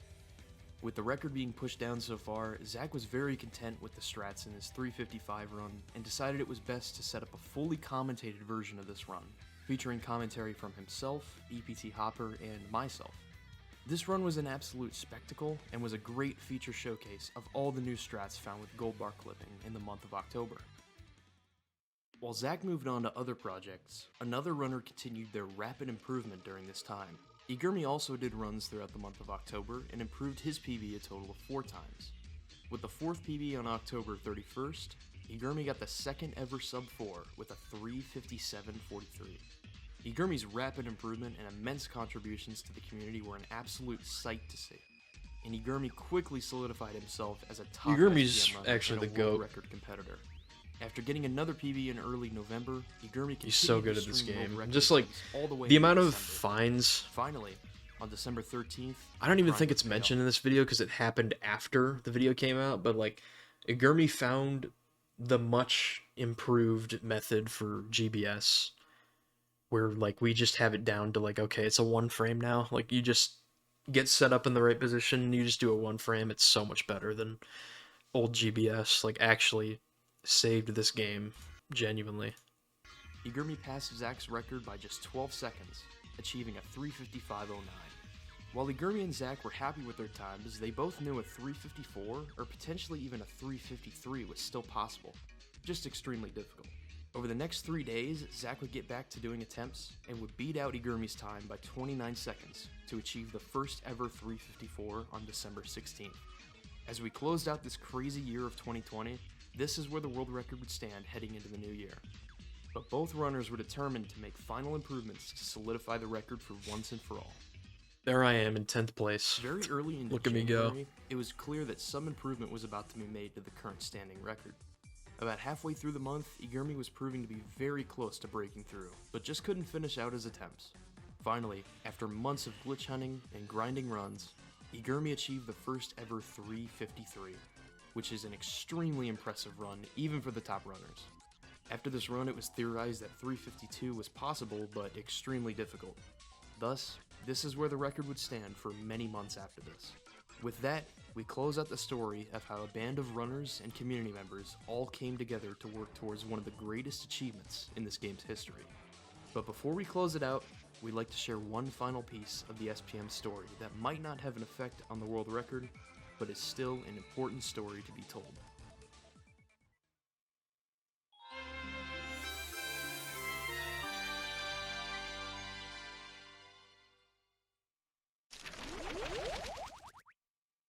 Wait. Whatever happened to Castle? Like mentioned before, Castle was the first person to start pushing for sub 4, but shortly after the game was broken open, the first sub 4 hour run was claimed by Zach. While Castle was happy for Zach and the community, this was really frustrating to Castle. In a way, he almost felt cheated. He believed that sub 4 hours shouldn't be something that was found, but more something that was earned. All of the runners had started moving on to Green Bridge Skip using the out of bounds movement, while Castle was determined to stick to his roots and keep doing the legacy route with Lifestream Jump. More and more time save was found with the new Green Bridge Skip route, but this wouldn't deter Castle. He wanted more than just sub 4 hour speedrun. He wanted a good sub 4 hour speedrun with Lifestream Jump. While Green Bridge Skip allowed more attempts, Lifestream Jump was an exact time save. You either got it or you didn't. The next few months would be some of the hardest months to watch for SPM speedrunning. Castle would constantly try for runs and get so close, but something would always happen. Similar to Flash's experience, it would take a miracle just to get that one run. Many times, people begged Castle, just don't do Lifestream Jump. It takes too many attempts, and you can get sub 4 without it.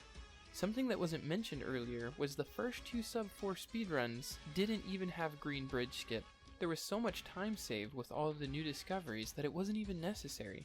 But Castle absolutely refused. He knew he was capable, however it just didn't sit right with him. Castle would get very frustrated after a while with people constantly telling him to stop doing Lifestream Jump and not being able to get runs in. Finally, on January 19th, 2021, this would happen. Yes, dude, let's go. We gotta run. You heard it. Castle got a run. Little did he know, this was the run that he had been waiting for.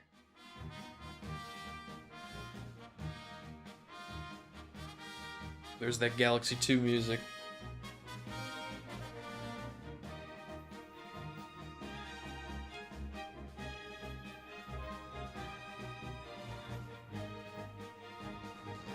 One hit, I think.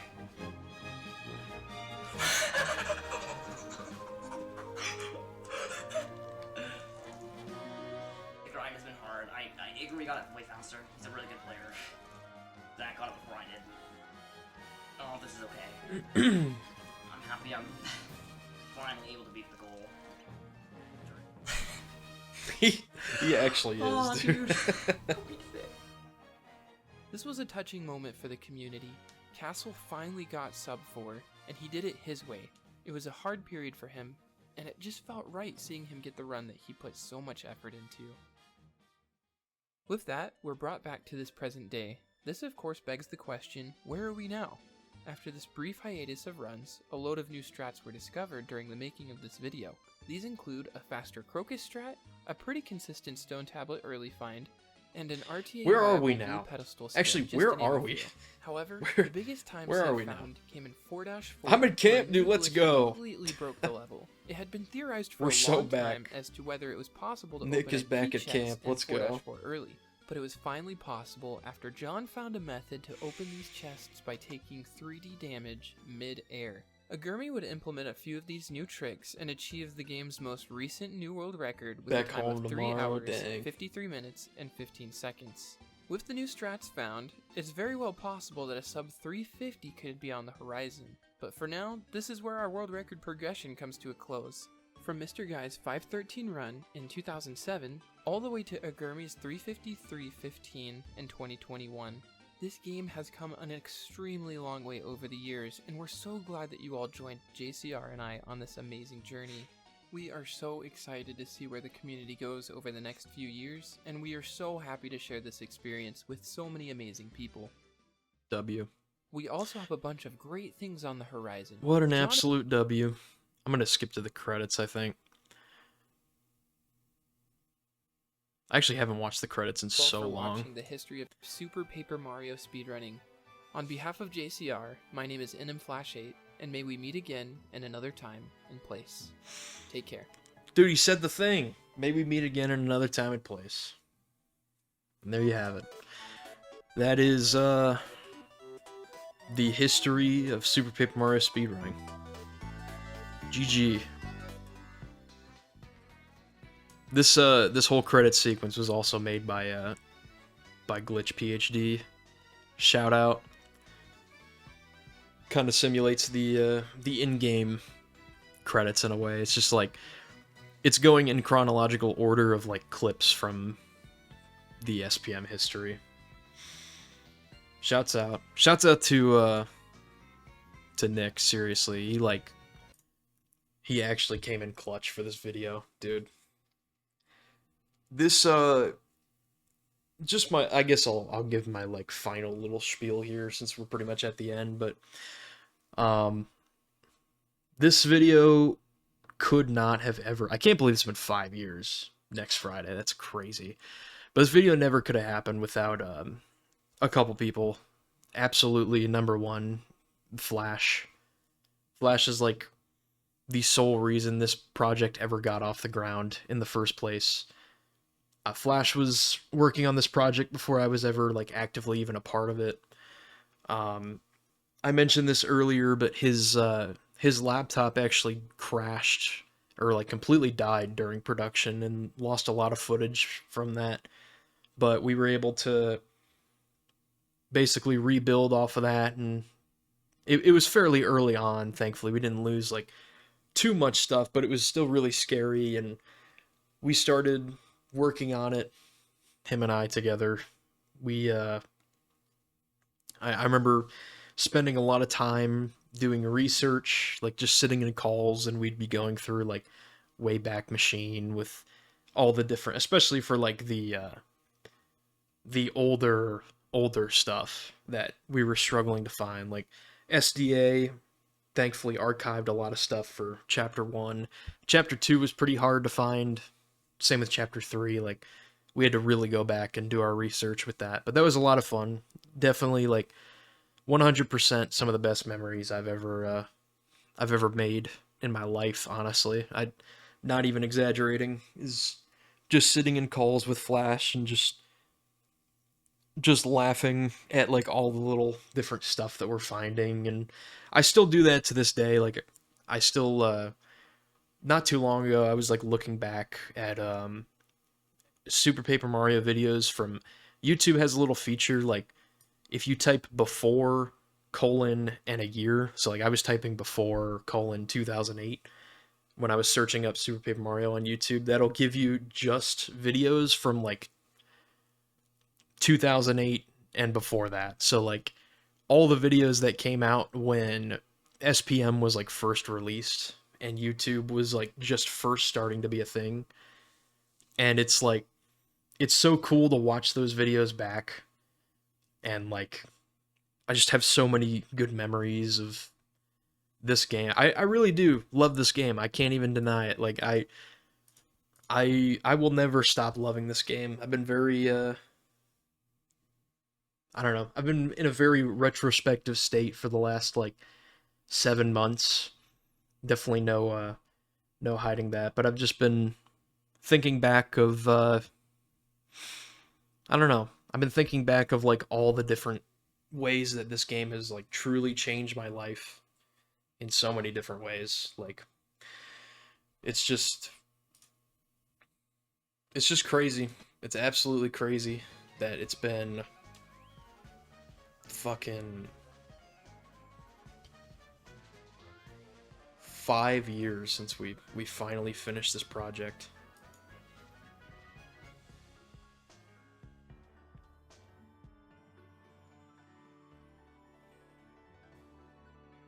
It's just crazy. I'm really happy with this project. I also want to shout out, I've given a couple shout outs throughout the video, but Nick, like this video couldn't have been possible without him either. Like putting together all of the really cool, the best editing parts of this video. The chapter intro sequences, the title sequence, like just so many different things. Nick came in clutch with this video.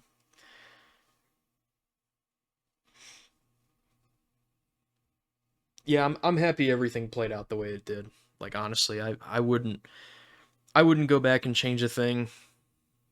Honestly, in terms of this video, like I never expected it. I said this earlier. I never expected it to get like 1.3 million views. I told Flash before we released the video that if it got like 10,000 views, I'd be really happy. So we definitely crushed it. Quite unexpected, but I'm happy it played out the way that it did. But yeah, also shout out to the guest commentary as well, like Jared HD, Red Eagle Eyes, Squiddy, Zach, everybody that did guest commentary did a great job, and I'm very happy with how it turned out. Yeah, just crazy to reminisce on 5 years. And yeah, I mean for me going forward, I'm obviously not really an active part of the community anymore, but I do still love SPM, and I'm still gonna make stuff for SPM. Particularly, I will say like the one thing I'm definitely going to work on next is next April is officially the 20-year anniversary of SPM since it came out in 2007. It'll be 20 years old next year, and I want to put together like a really passionate video project just talking about how, honestly, talking about the game and then just talking about how it changed my life. Truly, it did. So I'll be working on that whenever I get free time, honestly. Dude, that's the hard part nowadays with me working. So once my training and stuff gets through, I'll hopefully have some free time to do that. Yeah, free time. I have to actually make the most of it nowadays. Like I can't even, as much as I want to sit here and just watch like YouTube and Twitch all day, I can't anymore. This adult life is bullshit, man. I hate it. All right, well, God, I've been streaming for 3 hours and 15 minutes. Dude, I could have this entire time I could have booted up SPM and maybe I'd be in chapter 8 by now, right? Definitely should have done that, right? Right?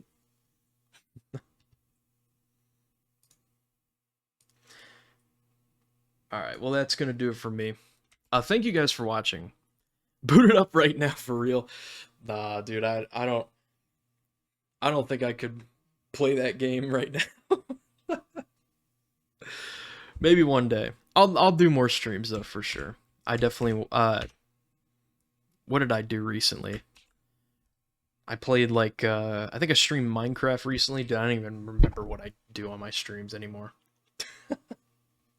I definitely play Mario Kart every now and then.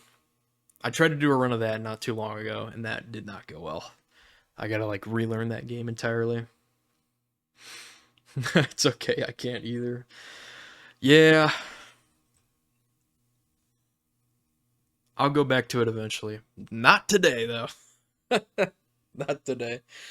I've had enough SPM for one day. This is a good stream. I appreciate you guys stopping by.